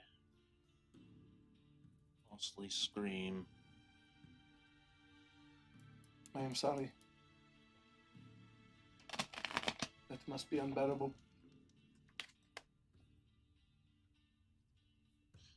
Tonight I had the first moment of silence in a long time. I can hear them knocking.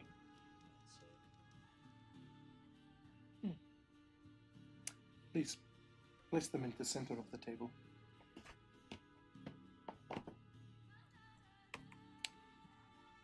But there are the high cards as well. These two need to be shuffled. Gabriel, Yes. the death that surrounds you is painful. It has taken just as much from you as it has taken from them.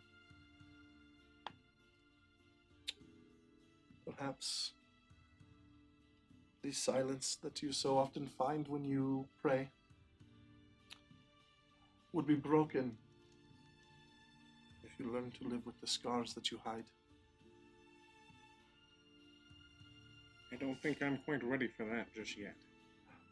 I know. Please, shuffle these as well.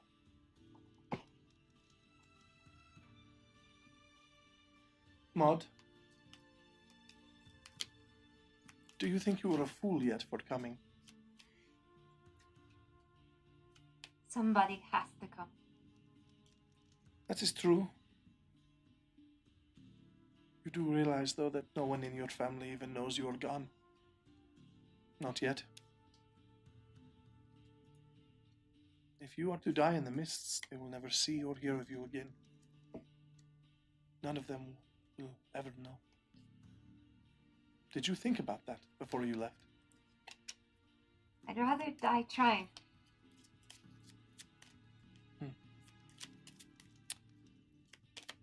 Your people, they used to soar on the skies. Night gliders. That is my fate. Please, on the table, Gabriel. We destroy them. Next to the other ones. I will rejoin them in the sky. Once they are clear. I believe this. Truly, I do. You see this? No, I don't see it. I see only death. But it could happen. And if anyone in your tribe was to do it, it would be you. You're brave, fearless. You are... Well, I know that when others begin to run, you will face the danger. That has consequences, though.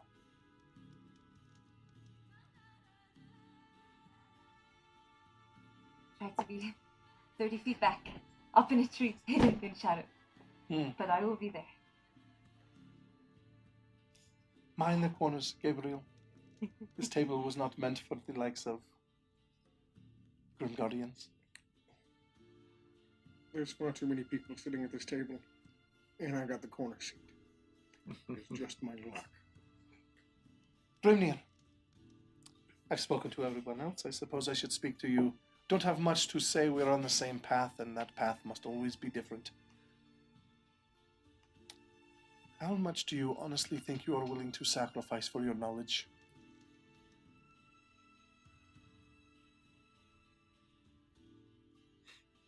Whatever is necessary. Well, the night before you arrived... Yes, I will tell you. The night before you arrived, I had a dream of a great tree. Upon this tree, many bodies were hung, all in pursuit of knowledge.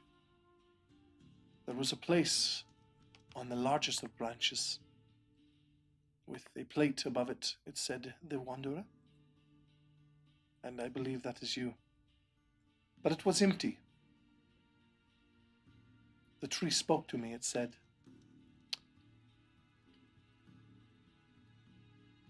"In order to see, you must learn not to." whatever that means, I hope you're willing to sacrifice yourself upon the Tree of Knowledge. Not the first time I've had to sacrifice something of mine for power. Surely won't be the last. Well, I do think we are ready.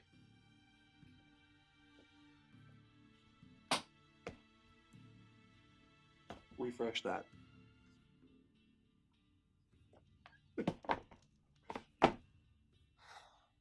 She motions at the table in front of you where the cards have been laid out. 3 of these cards will, again, dictate what must be done. The last 2 suggestions, I suppose, they're guidance. If you are ready, so are the cards. Grimnir, are you ready? There is Yes. no going back after you know this. I am ready. Greyfeather. Morgo. Ready or not, won't learn either way. You could always walk right out of this wagon, down the road, and back into the mists.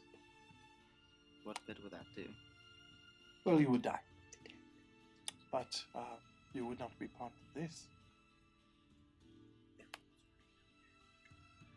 I don't think I'll do that. Marius, are you ready? Ready or not, I'll do what needs doing. Good. Odd.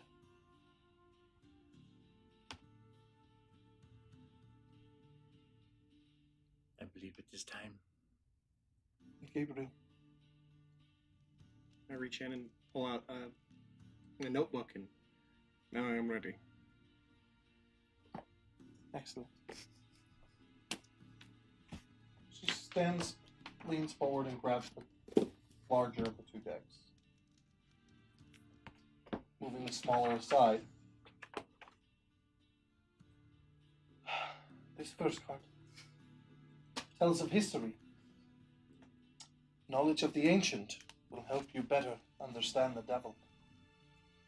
Second card tells of a powerful force for good, for protection. A symbol of great hope. This third card. This one. Power, strength. It is a weapon of vengeance for those that the devil has harmed. And there are many of them. She then sets that larger deck down. These last 2, again, merely suggestions, of course.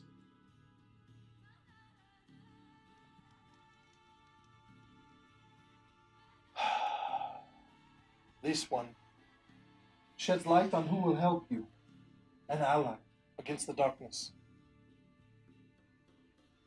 Their power, however great or small, is instrumental in defeating Strahd. And this last one.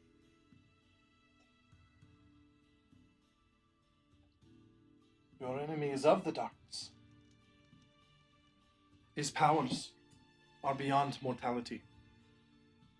But this card will tell you, will show you where he is at his weakest. And now I will draw them. The history of Strahd is with the swashbuckler, a symbol of protection among the conjurer, the great weapon with the hooded one, your ally, is the marionette, and the place of Strahd's weakness, the dungeon.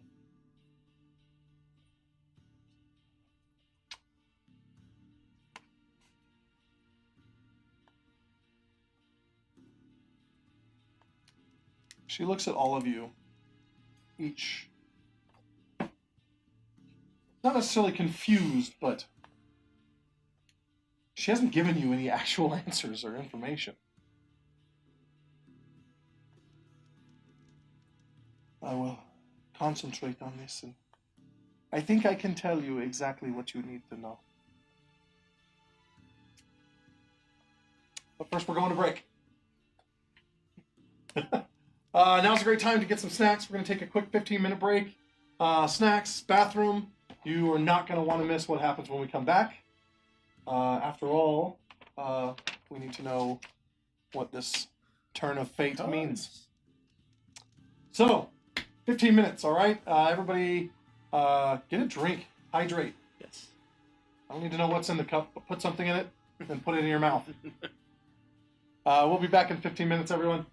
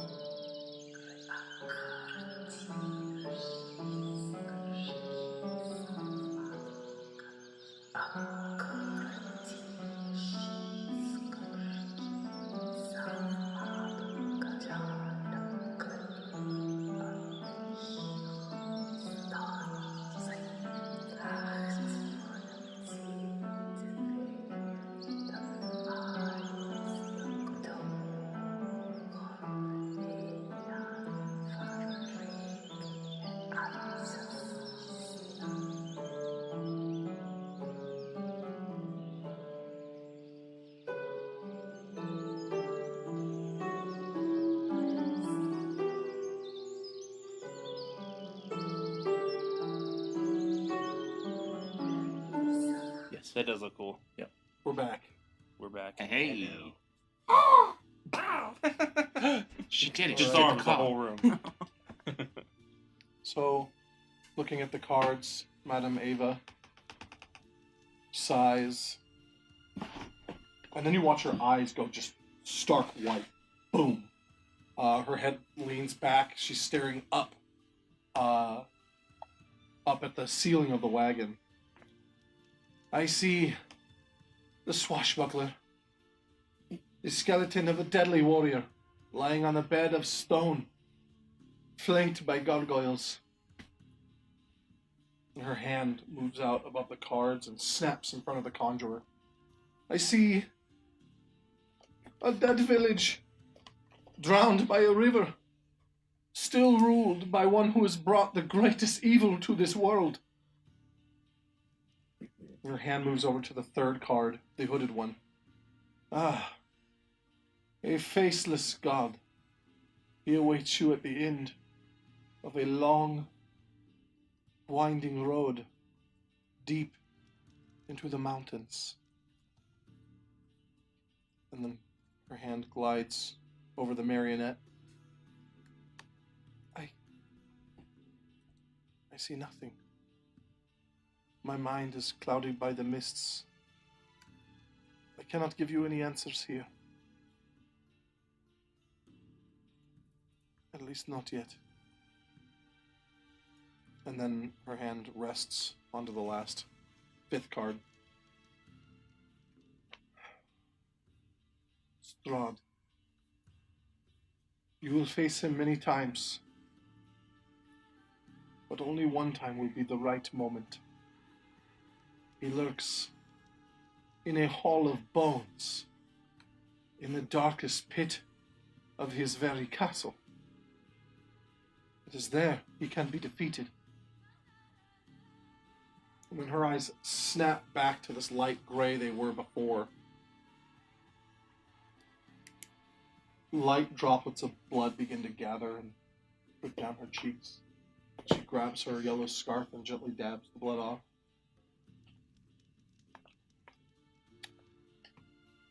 I am so sorry, all of you. That card was clouded by the mists, and I believe it is because Strahd willed it so. It could also be that maybe that individual is not in these mists, but maybe on the other side. It could be. I hope it is your theory and not mine, for if it is mine, he already knows that you seek to kill him. But just in case, be very careful who you speak to and what hears you when you speak. For Strahd is a powerful being.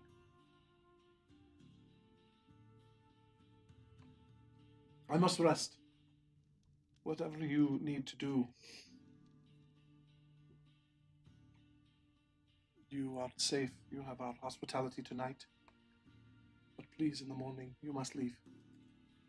Can't put my people in any more danger, just in case.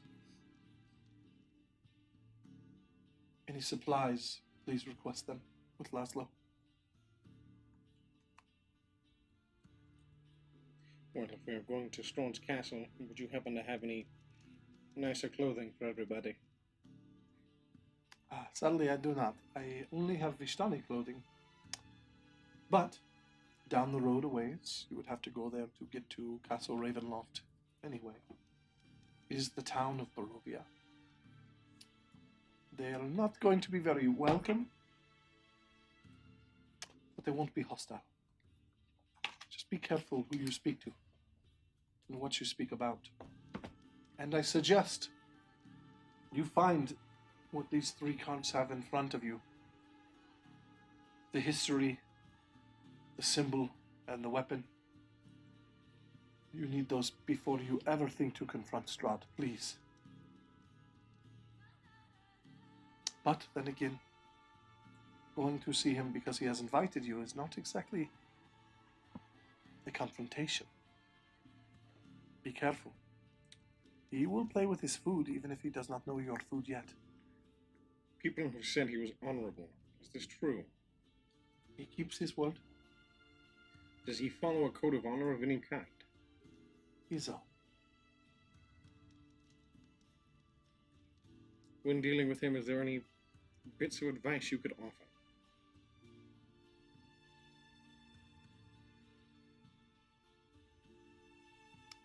Treat him as the lord of this land, for that is what he is. Be respectful. Do not toy with him. Do not hide from him. And maybe try not to refuse him, if you can. Anything else you will need to find in the history. The swashbuckler. That is where you'll find more information. The true information about Strahd. Where? Where is the swashbuckler? That I cannot say. The Vishtani do not travel into the depths of the valley.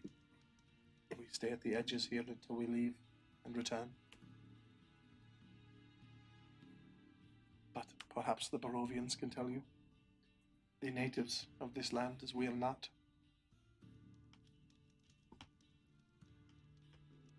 In this moment, I would like to reach into your mind. If we destroy him, that will destroy the mists.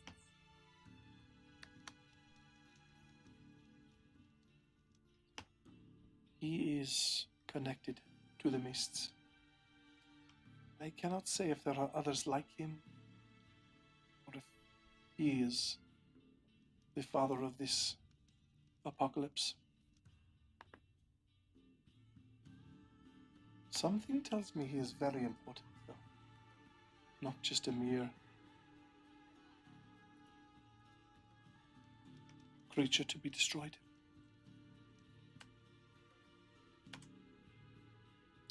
I do have one last bit of information. You have heard that Strahd is an immortal being, and that is why you must find him at his weakest and gather these items. I do not know what Strahd truly is, but I do know what his spawn are. Know this: they cannot enter a home without being invited. They are weak to fire. The blood of a dead man can stop them.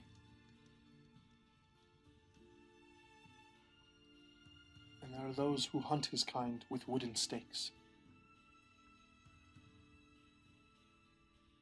He is a vampire. But he is so much more. You will see.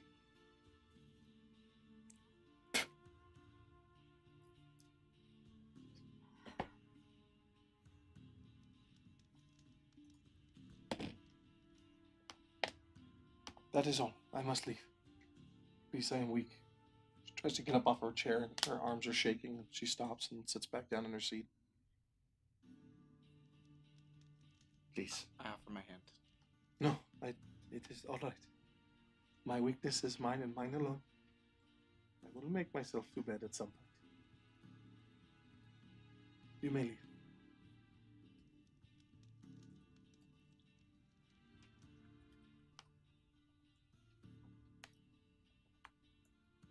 Yeah. All right. I walk out. Merci.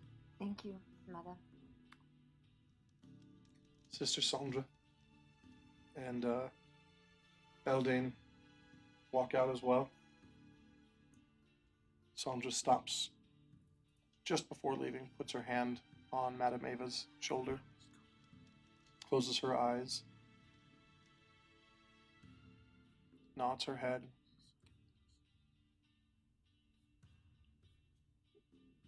And then there's a sudden realization. She looks right at Grimnir, and you watch as her face just erupts into tears. But Sandra says nothing. She has taken a vow of silence. She turns and walks out.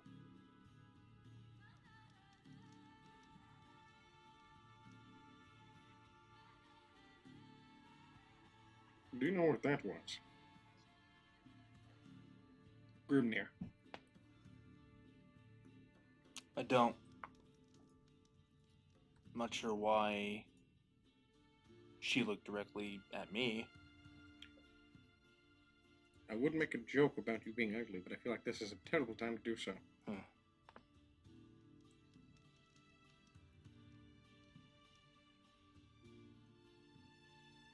If only she would tell us. Although, I might have an inkling. Well, if I may be of any assistance, just let me know. No, as the Vishantis seem to tell us a lot. Its story is not mine to tell yet.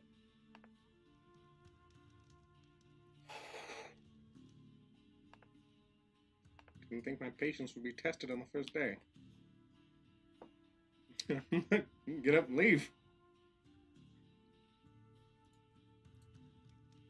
Why do you keep your secrets if we are to face evil together?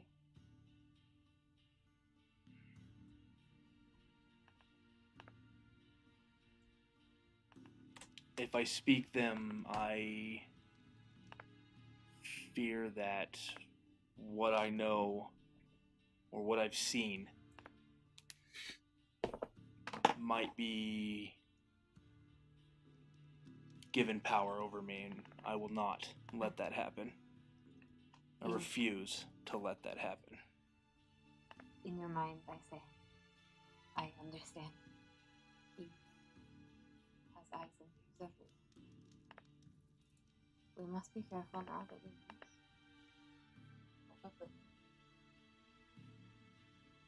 That is true.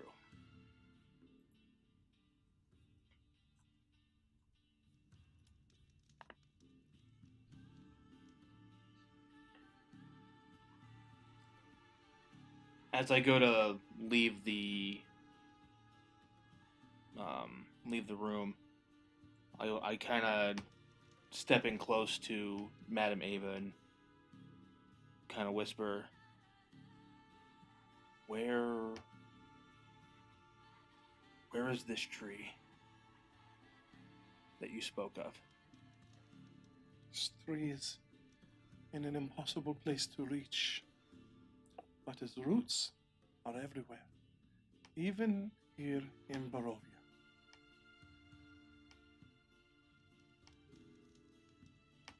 Do you know its name?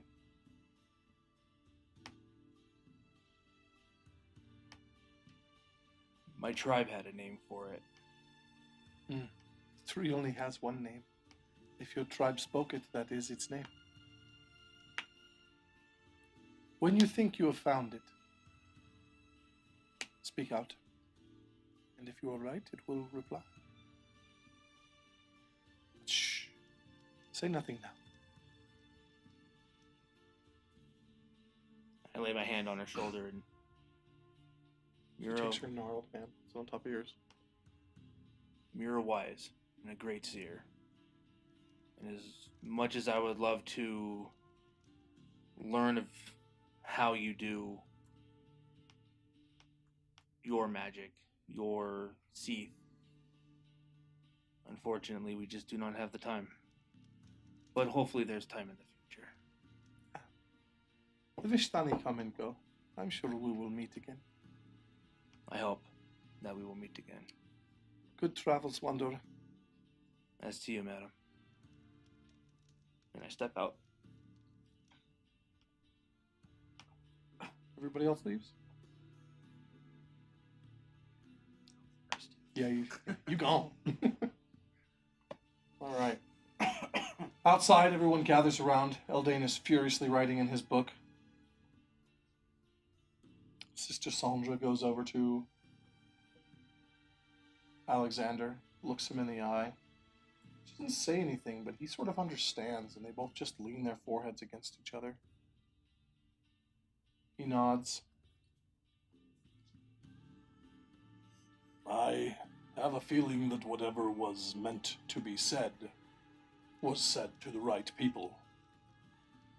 Do not speak of this to the rest of us. Perhaps the less we know, the better. And to that end, maybe the 8 of you, Points at you six as well as Eldane and Sister Sandra. maybe the 8 of you,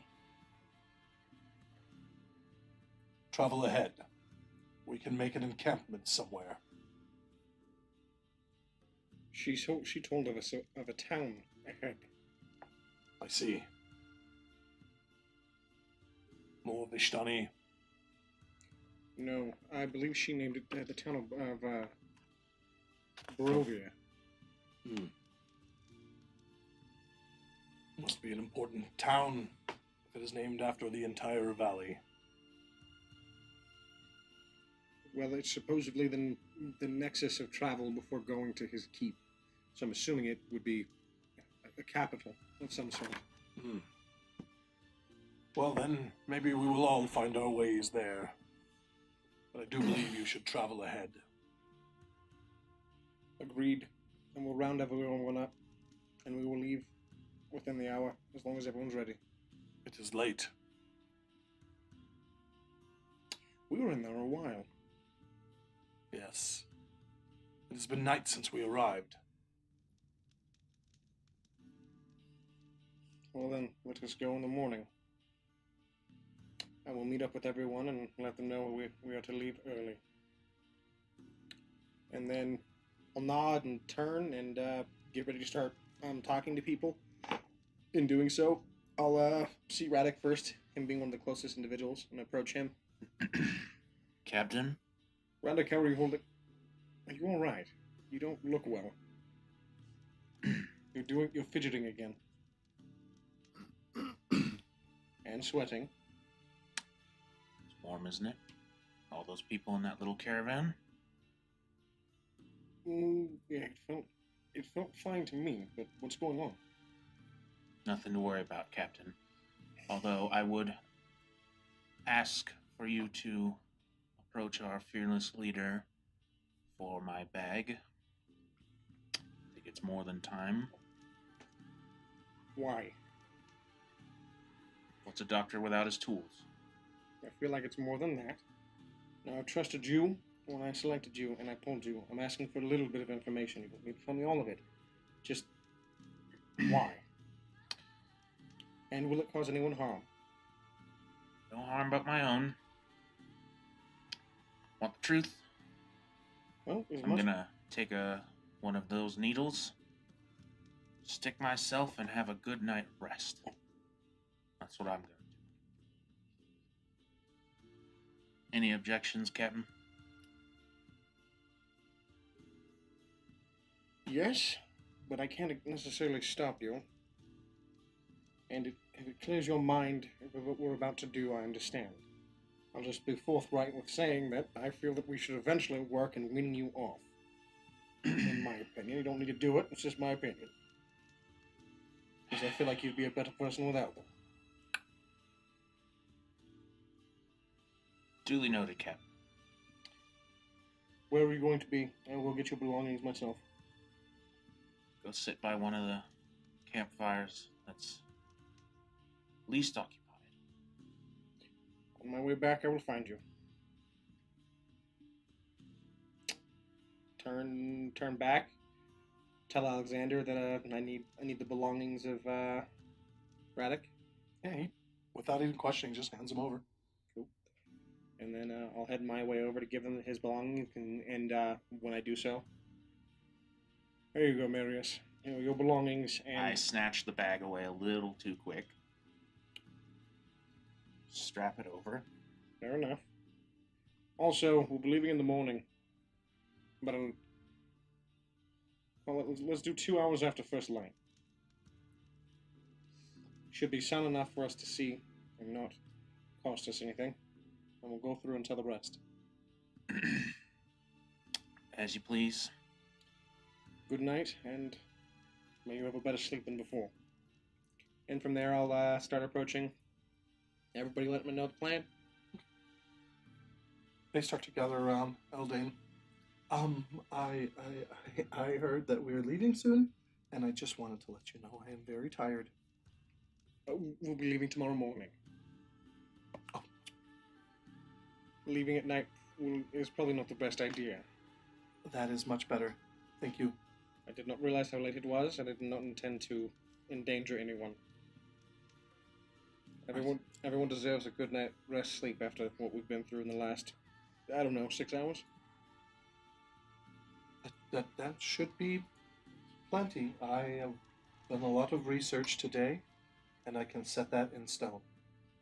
If you need anything from me, just let me know.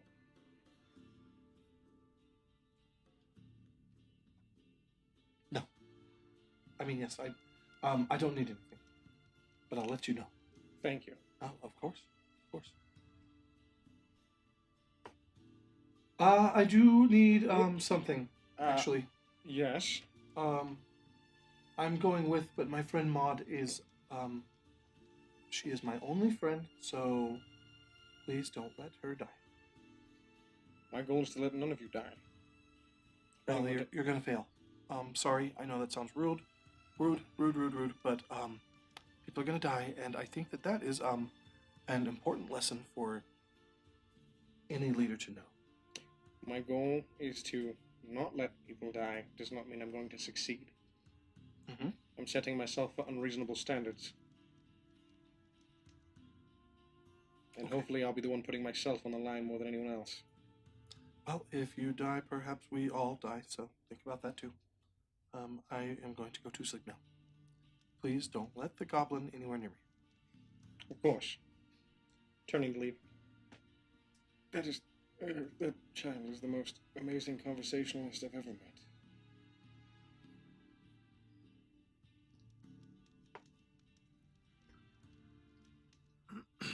So,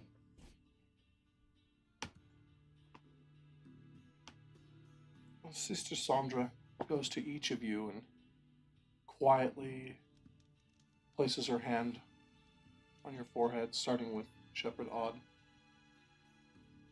She then does it to Gabriel, Morgo, Bend down. Maud, Grimnir, Also bend down. and then you. And as she does this, there's a sense of like peace that washes over all of you. And yet you all feel heavy, sleepy. Not so badly that you couldn't fight it, but enough to where if you thought you weren't going to sleep well tonight, now you know you will. And she then begins to set up her sleeping bag and bed down. Eldane finds you, Maud. Hi, Maud. Hi, I'm glad you're here. I'm really, really glad you're here. But also, you shouldn't have come here. And I feel guilty now. You have the brain. I have the brawn. And I start flexing my non-existent bicep. He nods his head without even looking at you. That's true. That's true. But you have brain too. You can do something that I don't know how to do. My father always said that I read books but not people, and I think you read people a lot better than me. A lot more interesting to read than words. That's true. But I write so I can read later. Useful. Do you think that Gabriel is a good leader?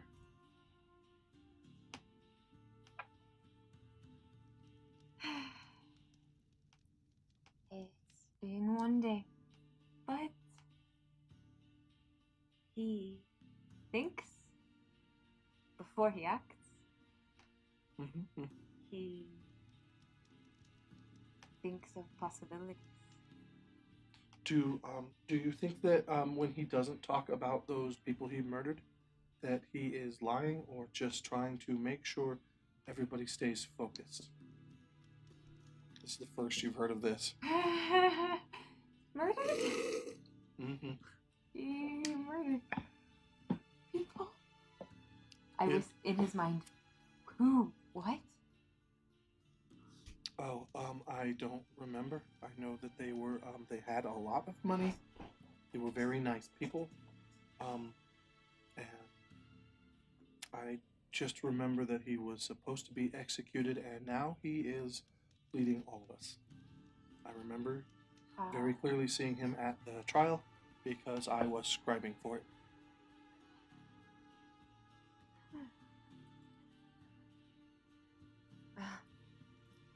We must remain diligent, aware. I can't read people very well, so I just think that maybe, what if he starts getting loud? What if he's lying to us and he's going to kill us all?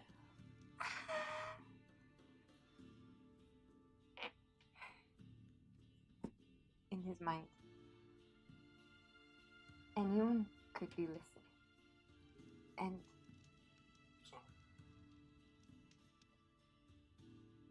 we don't know.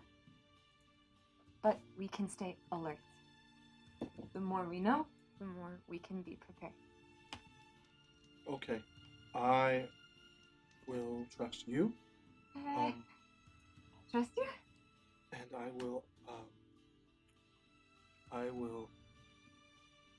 will sleep next to you.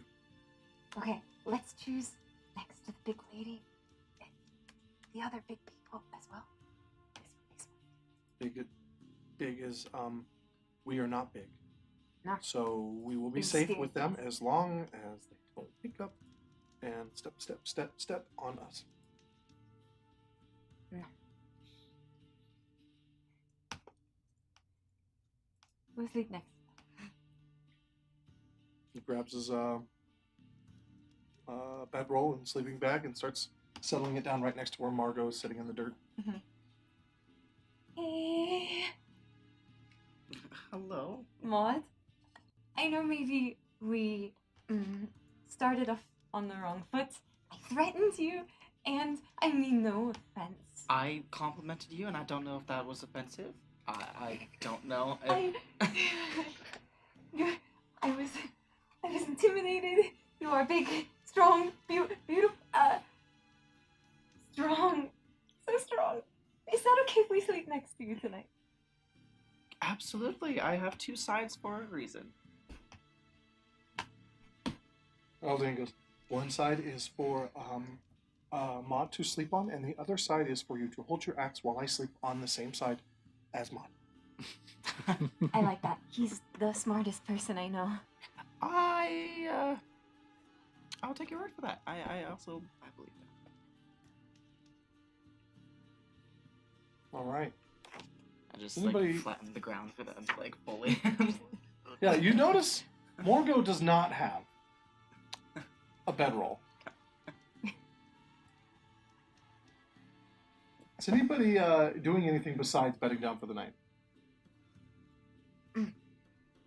In my bed, I just would like to cast good berry Mm, snack for later. Okay. So some of you see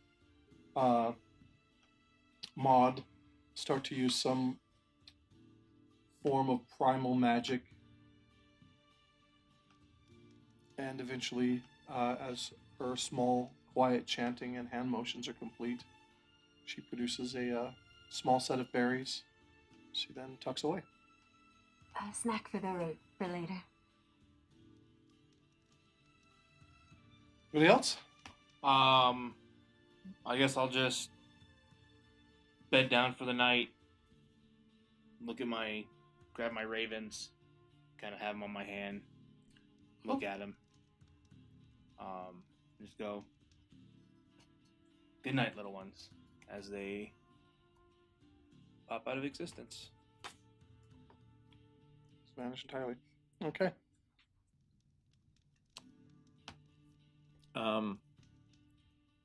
After the news that we received earlier, I am going to cast Eyes of the Grave. Eyes of the Grave. You want to read it out loud? As an action, you know the location of any undead within 60 feet of you if that isn't behind total cover, that isn't protected from divination magic until the end of your next turn. You can use this feature 3 times per long rest. So,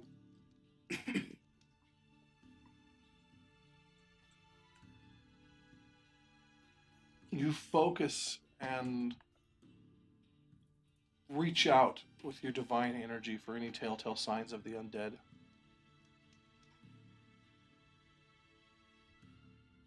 But you don't sense any.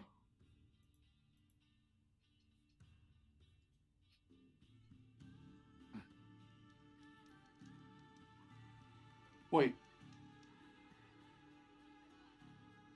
What you thought was just the edge of your vision, your senses.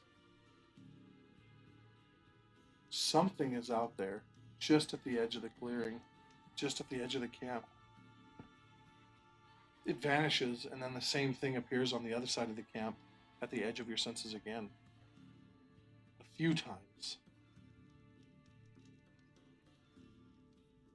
But you don't sense enmity. You sense desperation. And after a while, it eventually goes away.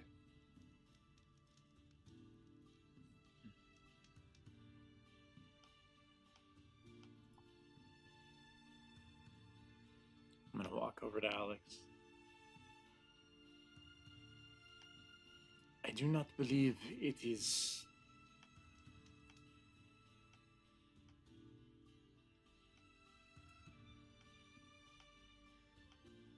make sure we keep an eye out on the perimeter. There is perhaps something out there, but The Vishtani assured us we were safe here, but of course we will keep a watch. we're maybe being watched ourselves. Of course we are. With the forces I assume we are up against, we will always be watched.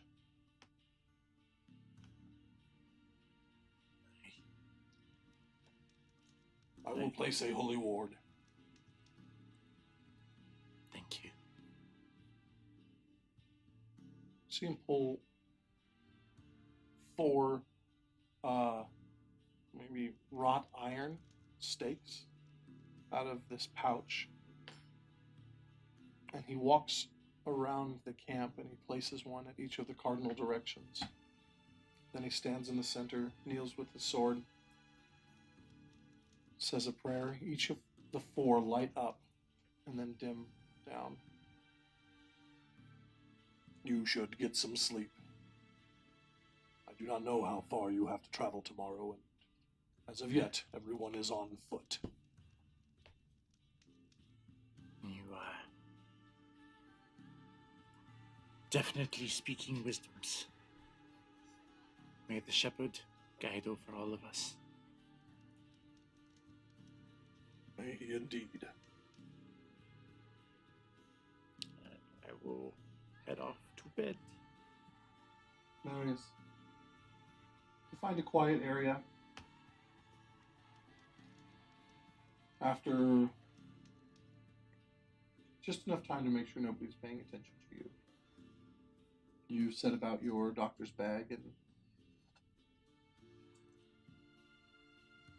well practiced, you find just the right way to relieve yourself of your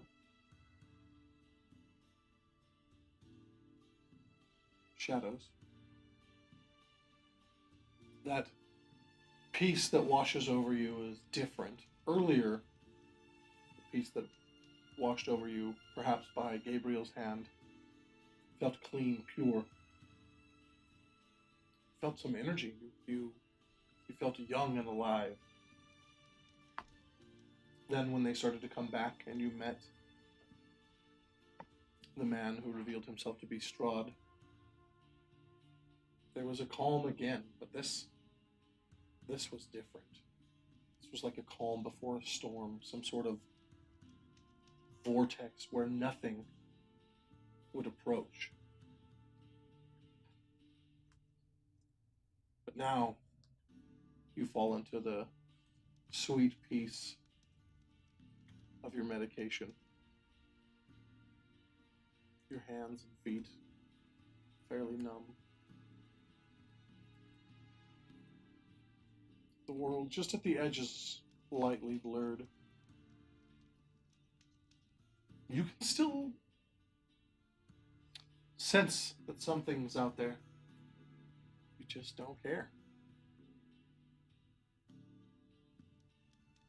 You eventually find a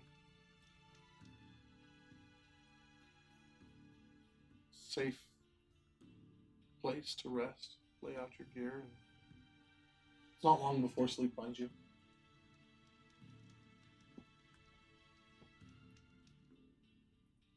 Grimnir,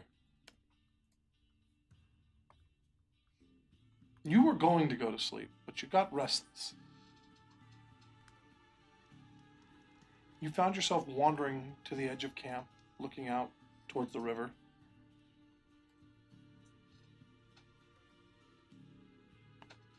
Across the river,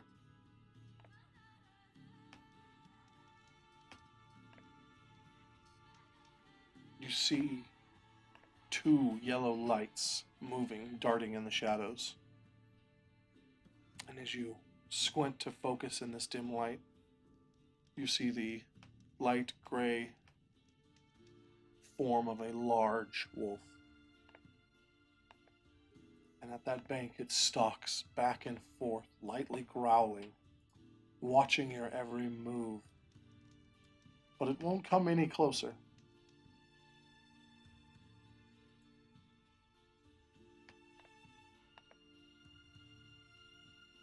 Then it twists. And almost comically at first, it leans back and stands up on its rear legs. Its head twisting and cracking, its shoulders doing the same.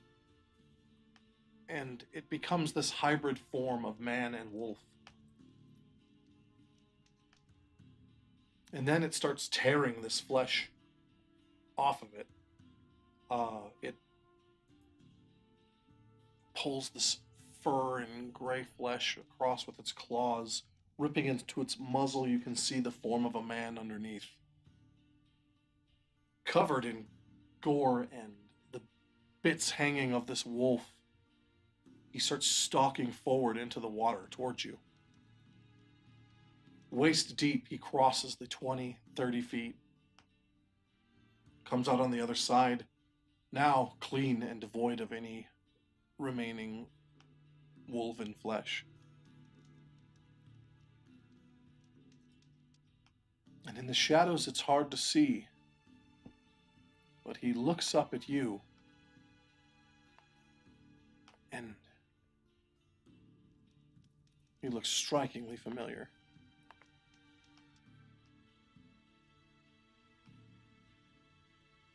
He stumbles forward, and as he falls, he reaches forward and grabs onto the front of your cloak and the clasp, and he looks up towards you.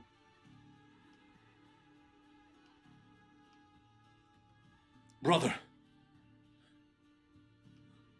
what are you doing? This knowledge you seek, I will kill you for it.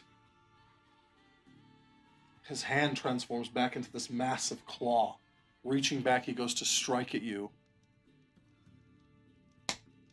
And you're awake, laying in your bed, the sun just cresting the top of the hills. This dream, memory, not entirely sure, already starting to pull the details away from your brain. You see Gabriel is starting to wake. Looks like he's in the middle of some ritual with his sword. Morgo is sleeping soundly. Marius is not in his bed at all. Odd is kneeling in prayer, this tome upon his lap.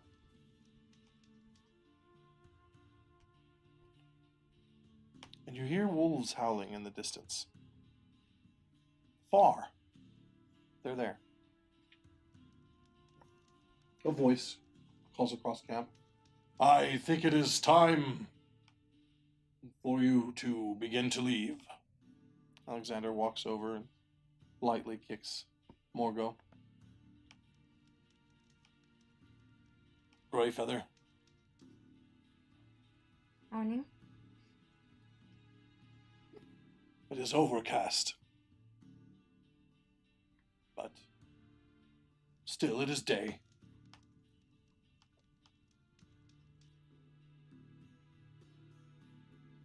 So everybody gets up, starts grabbing what gear they have. The Vishtani bring out rations for each of you, mostly nuts and berries.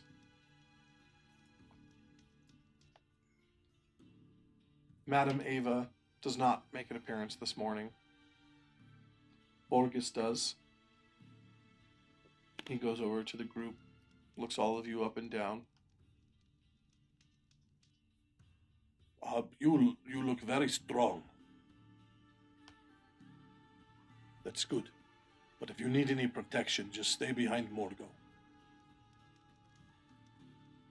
I'll keep that in mind, thank you. Of course. What was your name? I am Grimnir. Grimnir. Interesting. Did you make that up?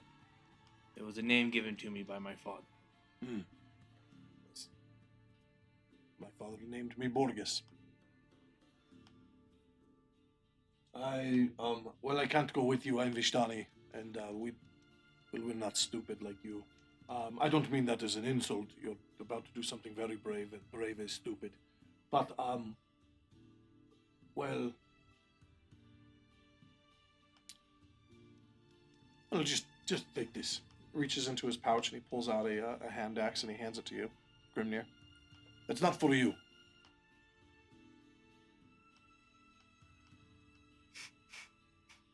Okay? Okay. All right. You understand me? It's not for me. Exactly. Goodbye. He's walking by and he sees Morgo getting ready. He stops. Almost dramatically, he looks past his shoulder down towards you.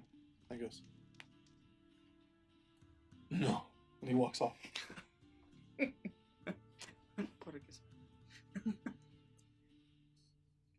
So the morning goes by fairly quickly. Everyone gets their gear together. Eldane is ready to go fairly quickly. Sister Sandra has done some sort of morning ritual. And then she begins walking around happily, looking at each of you and checking your bags, packs, making sure everybody has everything. She reaches into her bag and she holds out a small vial. She looks over at Shepherd Odd and reaches forward and hands it to you. It's corked at the top. Looks like a red liquid. Sort of viscous. You've seen this before, though they are very rare in Grimguard. It's a potion of healing. And then she walks over to Eldane, and they both turn and look at all of you. Alexander walks up to Gabriel. This is it. The true test of your knighthood begins now. I couldn't have asked for anyone better to teach me to be here. I could have. There are many better teachers than me, but hopefully I am good enough. We shall see, won't we? Well, I hope we will. I reach out and I grab his arm. Travel well. May we meet again. I'm sure we'll meet very soon. Better.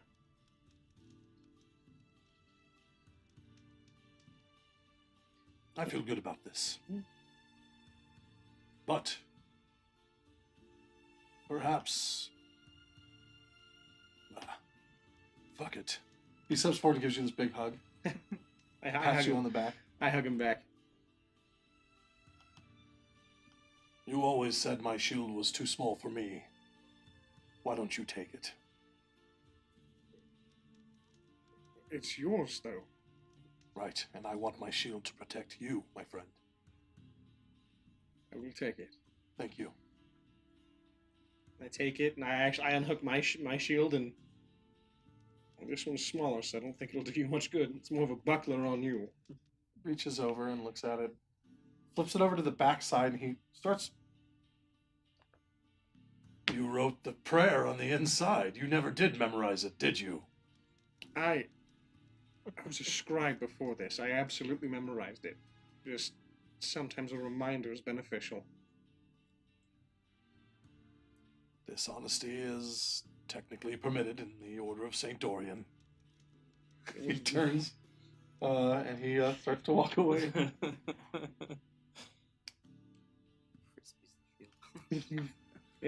He straps it on. Small on his arm, but it seems to fit because his sword is a two-hander. that would make Yeah, sense. he's got the free room at least. But So I'll put it on and kind of tighten it down. so the 8 of you set off down this road. What? What? That was called something. It was great. Oh, I just saw it. So the 8 of you set off down this road. Eldane is humming and in good spirit. It's been a couple hours, 2, 3, closer to 2, when the sun, almost at the highest point in the sky, begins to become occluded by the clouds. A light rain, not an unpleasant rain, but light, starts to fall down upon all of you. From far to the north, distant thunder rings out.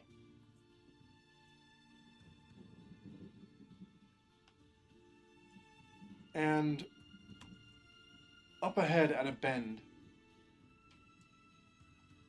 there's a small clearing in the road. Trees are a little wider here. The mud is starting to puddle up. There's a man leaning against a tree. He's wearing a dark cloak, hood pulled up over his head. Maybe 6 feet tall, a little shorter perhaps. He wears a small, almost ceremonial piece of armor that clasps between his cloak, just over his chest. And he wears red and black pants and a really nice coat buttoned on the right side. He steps forward as all of you are walking, holds a hand up, takes the hood off, and you can see a light, pale whitish skin. His ears at a slight point, even less pronounced than a half-elf's, but still. He smiles at all of you. His dark hair slicked back. In his hand he holds a goblet, which is really out of place being out here in the middle of nowhere. Welcome. You recognize him immediately. Travelers.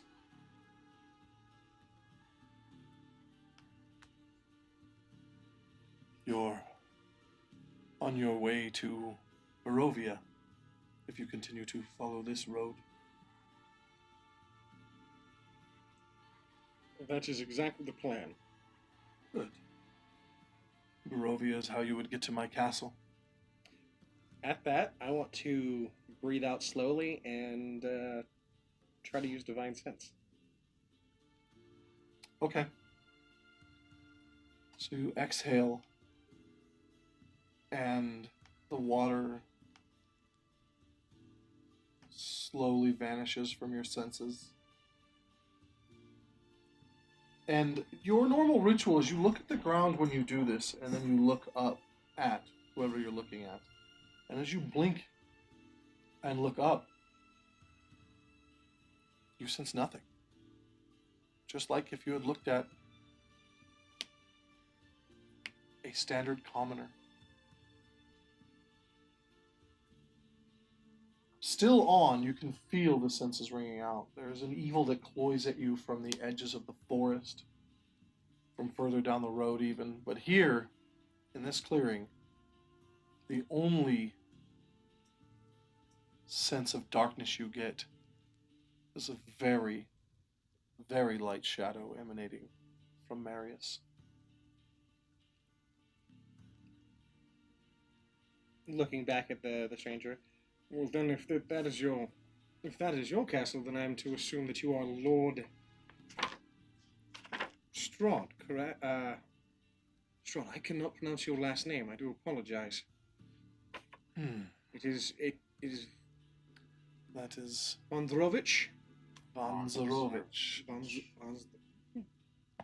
Well, I humbly ask for your forgiveness. It is a different tongue than what I am used to. It is customary that when entering the lands of a lord, you should at least know his name.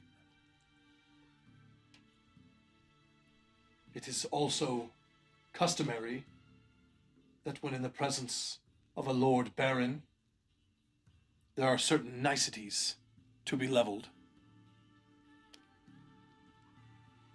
I step forward, a bit nauseous, but bow low, keeping my eyes on him though. Okay. Lord Baron, thank you for accommodating us in your lands. He nods towards you and looks at the rest of you. At that, I also step forward. Thank you, my lord, for gracing us with your presence and letting us walk your lands. We appreciate your grace. Of course. Perhaps I was quick to anger. How could you know? You are strangers in a strange land. But in the future, I'm sure you will get it right the first time. It will not happen again, I can assure you. Sister Sandra steps forward, a light bow. As she bows, her hair falls to the sides, and you recognize that she does have the pointed ears of a half-elf. I have not seen a half-elf in this land, well, a new one, in quite some time. She nods again. Quiet, that is okay. Looks at the rest of you. Eldane is already bowing. I kind of shift so that way I can see everyone, and I just kind of nod lightly, encouragingly. I will, seeing as I'm quite a bit taller than him, I'll use my staff and kind of kneel more so than bow.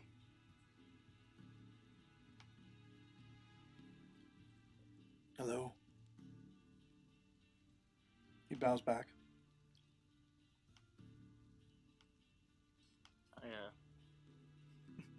I can't decide whether to curtsy or bow, so it's just more of like an awkward like. It is good you brought servants.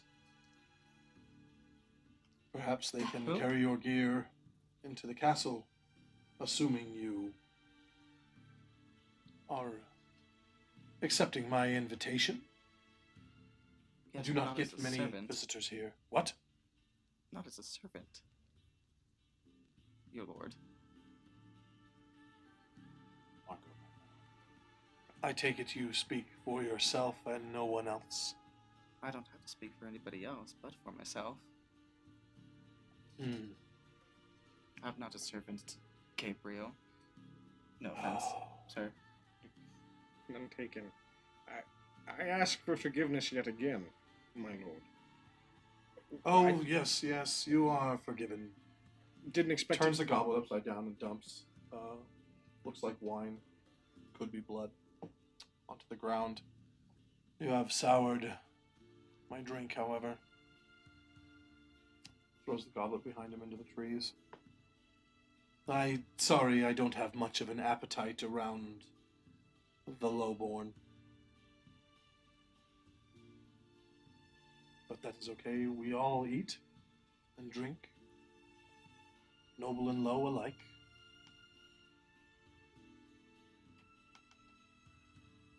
Well, I am here because I am excited that you are here.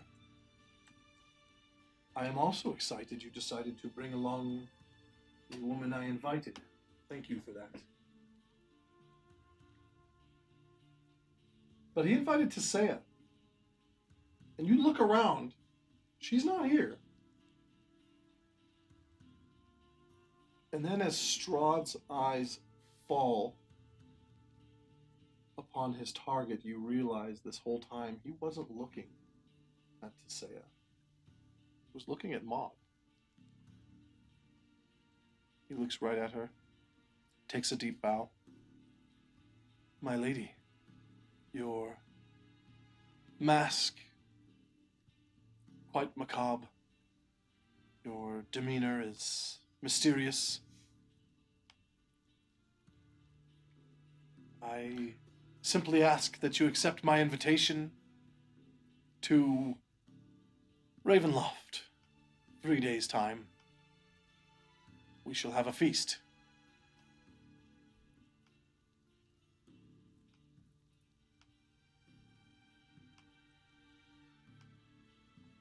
Please, will you speak? The feast. Yes. A feast. Whatever your heart desires will be on the menu, of course. At the castle. My castle, yes. Ravenloft.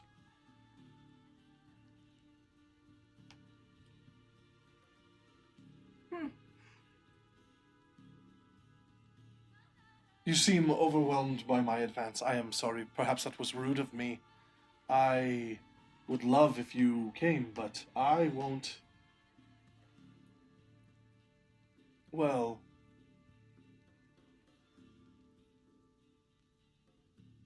I won't demand an answer now. Think on it. I will send another invitation in a few days. But please consider coming. I would be truly heartbroken if you and your friends could not make it. And his head snaps over to On. Devilborn, do you not feel yourself attached strongly to the niceties of nobility? You have not even greeted me.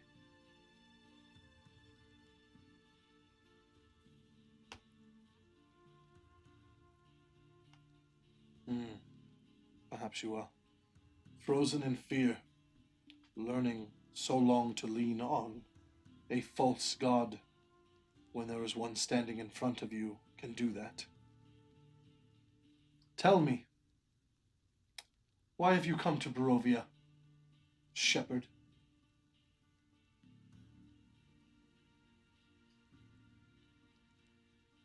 I have come here to find a friend. I have come to rid the world of filth.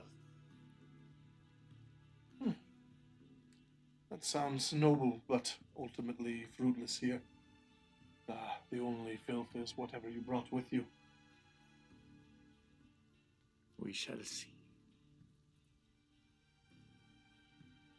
I'll try not to take your meaning doubly.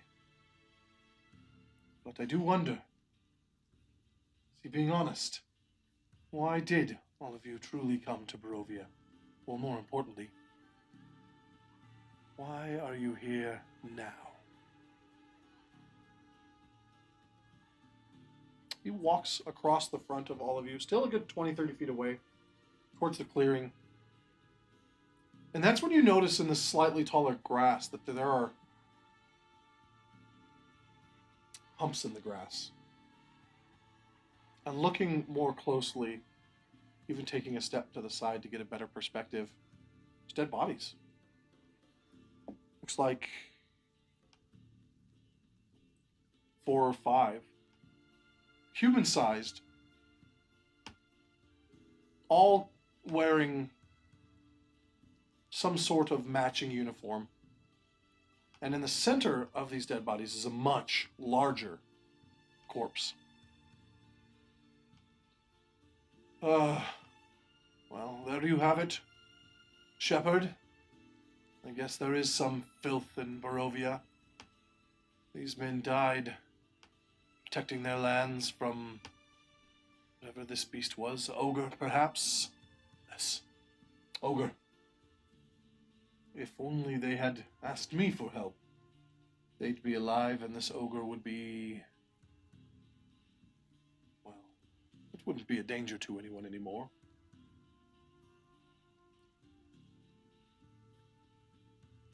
Well, why are you here? All of you are so quiet. To learn the mysteries of the mist. The mist. A wonderful mist it is. Protects my lands. Encroaches on our... She does speak. What a beautiful voice you have. He walks over to you. Deep bow. So far as to stoop his knee into the mud in front of you. He holds his hand out. Milady, Baron Strahd von Zarovich, I am entirely at your service. Please, if this mist is harming you, simply take my hand and I will do what I can. Turns his hand over. His skin pale. His nails just lightly pointed. Each one of the nails a obsidian black. He looks up at you. You will remove all mists from our land. I could certainly try. You do not control the mist?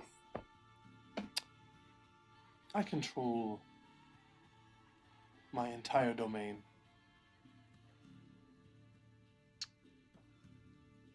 Our home is outside your domain. Yes. There was one who spoke of it. My friend Cade.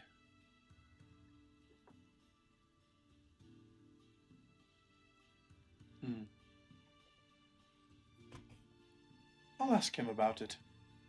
About this home outside of the mists. He was a shepherd. He bowed. And for that, he has been given everything he needed, including a church for which to commune with his God. I am magnanimous. I do not care who you worship. I do not need to be worshipped to know that I am a god. How could I not be? The weather listens to my very command. He waves his hand and the rain stops immediately.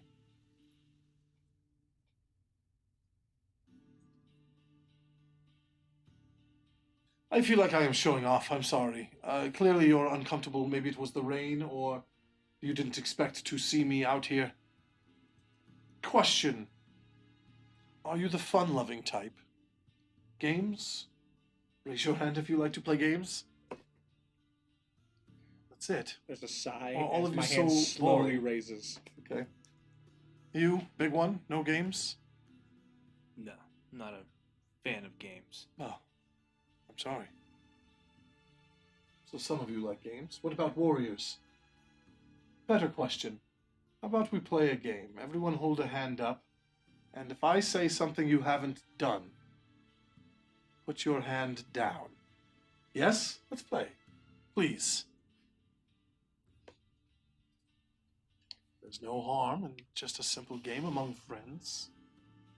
Marius, you were the first one I met. I think I like you second best. He looks back over at Maud. And, perhaps, third. let's start with something easy.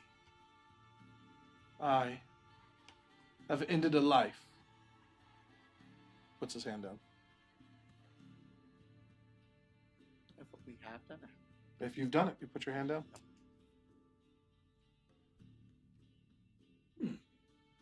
Interesting.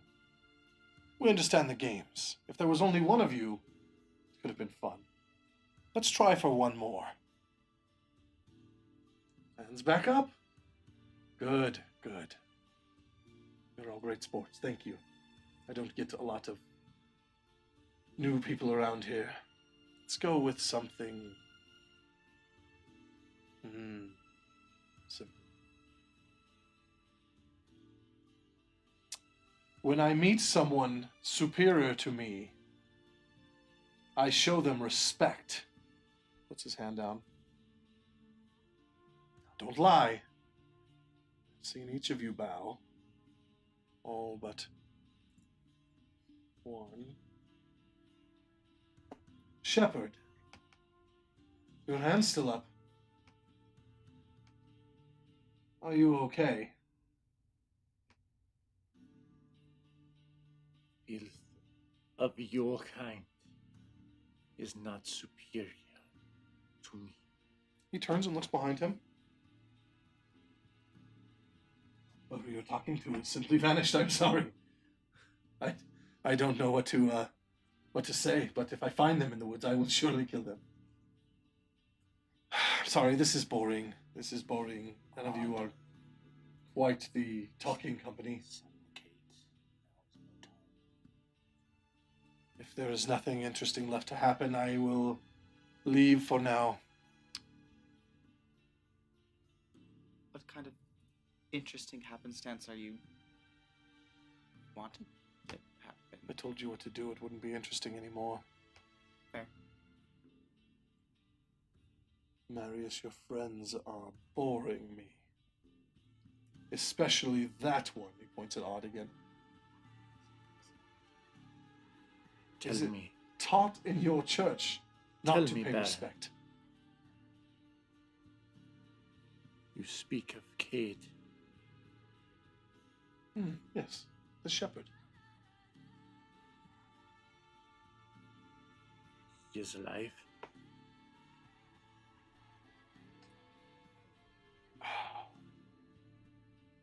What level of entitlement where you will not do the simplest of things and greet me with respect when I have not disrespected you, and yet now you wish for me to answer a question about your friend, about my friend?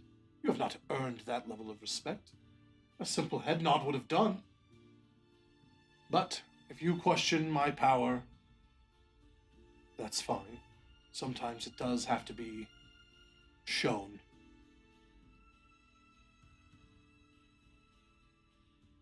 A game. One last game, perhaps. All of you, ready your weapons. Do it now. You won't have much time. Seriously, I would do it quickly. With that, I pull my sword. Good, good, good. Do you have any weapons, Marius? You should use them. I think you in particular might be in the most danger. Again, I apologize. I do deeply respect you.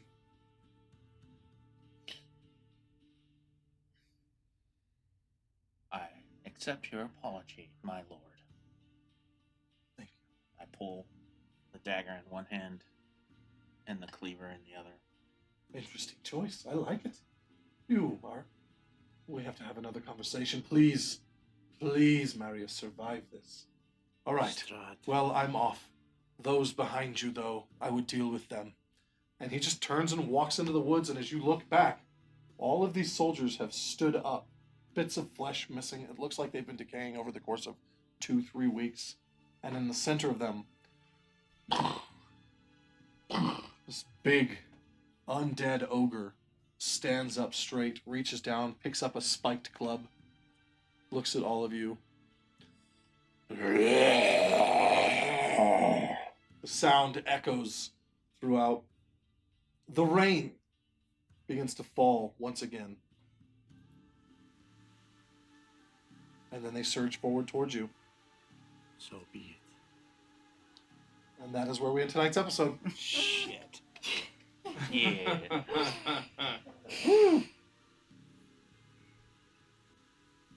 You done got everybody in trouble.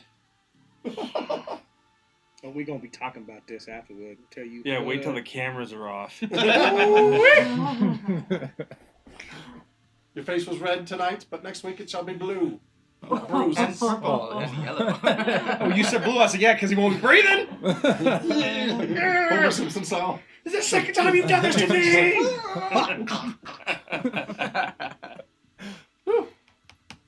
Cool. We got the meat of your plot line handed to you in a deck of cards. How fancy. Yeah. Super nice. It'll be pretty neat. I hope you all took notes. If you didn't, let me know. Truthfully, That's some Matt did the best because he I posted saw. it in the group chat. I was like, I "What?" saw, yeah. I wrote it down. I did cliff notes, and I definitely know I'm going to forget half of what those cliff notes mean. okay. It'll be great. Trying to be a better player. You know? Hey, you're doing great, buddy. You're doing great. Appreciate it. You're doing great. For sure. Oh man. I wanted to turn around and just like. You didn't glare get to use your so talisman tonight, though. bad. You know, So not would you like- not a lot of mechanics going on. That's true. It's a pretty all story. That's true. I mean, you did roll the dice. He was I the only did. one. I know it's because I was But, too you busy know. looking at it. Yeah. Well, lots of mechanics happening next week. The absence Maybe of some fear deals is with the fear devil itself, can be made. and that was the Yeah. problem. Yeah. We'll have to see. Maybe a certain devil of ours dies. No, he's gonna be fine. We'll see. Everything's gonna be fine. Famous last words. Right. I say that before every combat. Everything's gonna be fine. You It's fine. didn't get I think- personally invited by the devil who is Lord and God over this whole entire place. I can't He wait. seems pretty reasonable. Besides, like a short fuse. I mean, he seemed pretty reasonable. I, for one, welcome our Says vampire overlord. murderer. And he definitely. I am not. I can't say I'm not one because I am, but definitely avoided the fact of like, so you can't control the mists. I control everything in my land. That's not a no. You fucking bitch. You avoided the question. He did avoid the question. I know. That's why I was sitting here going. He did. He avoided that. Son of a bitch. As a DM, I would say that when you're playing, anytime you ask an NPC a question and they avoid the answer, you should know that one, you're on the right track, and two, you caught him off guard. Yeah. What does Strahd know? What can he do? Well, he can raise the dead apparently. Yeah. Not a fun way though. So next week that'll be where we pick up at the start of combat. That was fun. Bring it. Yeah. All of you seem to have readied your weapons, so that's good. We didn't cover that. I know that was done on the Friday show. Are you doing the same thing? The weapon readying mechanic? Probably not. We've got enough other mechanics we're working on. That's fair, and that's Yeah. why I wanted to bring up because you used the word as like a trigger. My brain went, "Oh, I Yeah. wonder if you're doing that." Yeah. In Adventures in Terrowyn, you can choose to ready your weapon, giving you advantage to your initiative roll if combat breaks out. But choosing to ready your weapon could be the very reason combat does break out. You reach for your weapon, it tends to make people nervous. The best part is Godric could always ready his weapon. Like anytime combat would start, Godric would have readied his weapon. But the problem is I already get advantage, so it was like the most pointless ready your weapon ever. I think the best part is that he's carrying around such a massive sword, he doesn't sheath it. It's just on his shoulder anyway, so his ready is from here to here. And it was like, you That- move that! That or he just goes. Hammer, yeah. Oh, boy. Interesting stuff tonight. Eldane called Gabriel a murderer. Yeah. That was rude. That See was what that's mean. about. Yeah. That's Yeah. mean. That's mean. But that's kind. Let me know what we're dealing with. Yeah. I got called a murderer. That's mean. Look, we're gonna get it out of you whether we talk about it or we beat it out of you. Do you want Either to way, talk it's about coming it? out. That's funny. Yeah. Had some foreshadowing. Ooh. I respect the man, but I don't respect being called a servant. Yeah, Fighting for those this man's rights to not know how to kill him. those words got said, and I'm just like, oh no, here we go. I'm sitting here going, I'm not turning around and be like, no. Well, But I we- have the whole punch. You going, I'm not looking away. I don't care what's going on behind me. I am confused and nervous and like there's Well, you fear. did learn some valuable things about Strahd's personality. I did. Yeah, so the problem is you fucked me up because you were like, oh, here, there's nothing. I'm like, oh, great. The only thing to fear is, I don't know, the absence of fear. That's great. I'm like, that's like worse than saying he's evil. Fuck! Well, maybe he's not evil. It's worse. He's indifferent. How many kings have to sign executions daily as good people? You know what makes Strahd evil in his land? Nothing. He's the epitome of good, apparently. Maybe he would say so. He's the most righteous of righteous He would men. say so. Yeah, but You're he like, you're the forced filth, and he's Misty like, to our place. whoa, who are you talking to? That was beautiful. He's just Beautiful. showing his bread. All right, everybody. Well, I had fun. I hope you had fun. Oh yeah. Let's play a game. No. I had fun tonight. You know. Oh, I'm kidding. Yeah. There was enough of us that held our hands up. I'm going, well, now it's the bid. Oh, Strahd likes the grandstand. He's nice. Luckily, so do I. So this is easy. Justin Strahd. No. Well, we do have one more thing. No. What? The medallion. Oh yeah, you do still have to give the medallion up. That is awarded to any other player other than who gave you the medallion. Morgo. So it can't go to Morgo. Can't go back the way it came. Okay. Thanks for starting combat, buddy. Sweet. Yeah. You're gonna need it. Yeah, for sure. For sure. Oh, 100%, because I'm sitting going, oh, fuck. I knew it. As soon as you picked it up, I was like, he's gonna give it to John. Yeah. John might have just fucked everybody over. That's my favorite. I love that. All right, cool. Well, that's a wrap for tonight. I will be raiding another channel. We're gonna raid somebody? Yes. Cool. The Lord Barian. I will be, Block it. hang Block on. it. Hang on 2 seconds. 2 seconds. Twist Bop it. it. Bop it. Block it. Taco Bell? I can't. I got I you. can't do it. Yeah. Somebody's Yeah. doing Block it. it. Somebody's I got it. blocking it. I got it. I wield that day hammer about as fast as Godric does. Thanks for spamming. Don't Don't forget that trolls are worth XP, so we kill them in the chat. I do get XP each time I do that, and it's great, because one day I will level up.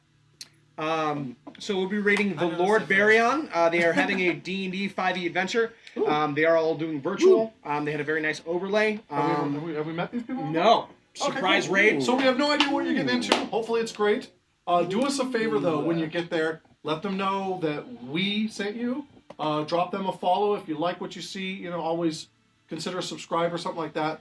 These channels are built entirely off of the community. The only way that we get to get better at what we're doing and get to continue showing you what we're doing is through your love. So show them our love, because that's what we would do. And if you hop in that raid and stay, you get extra points to either help us with our point store, meaning giving us advantage, giving us benefits, health potions, that and the like.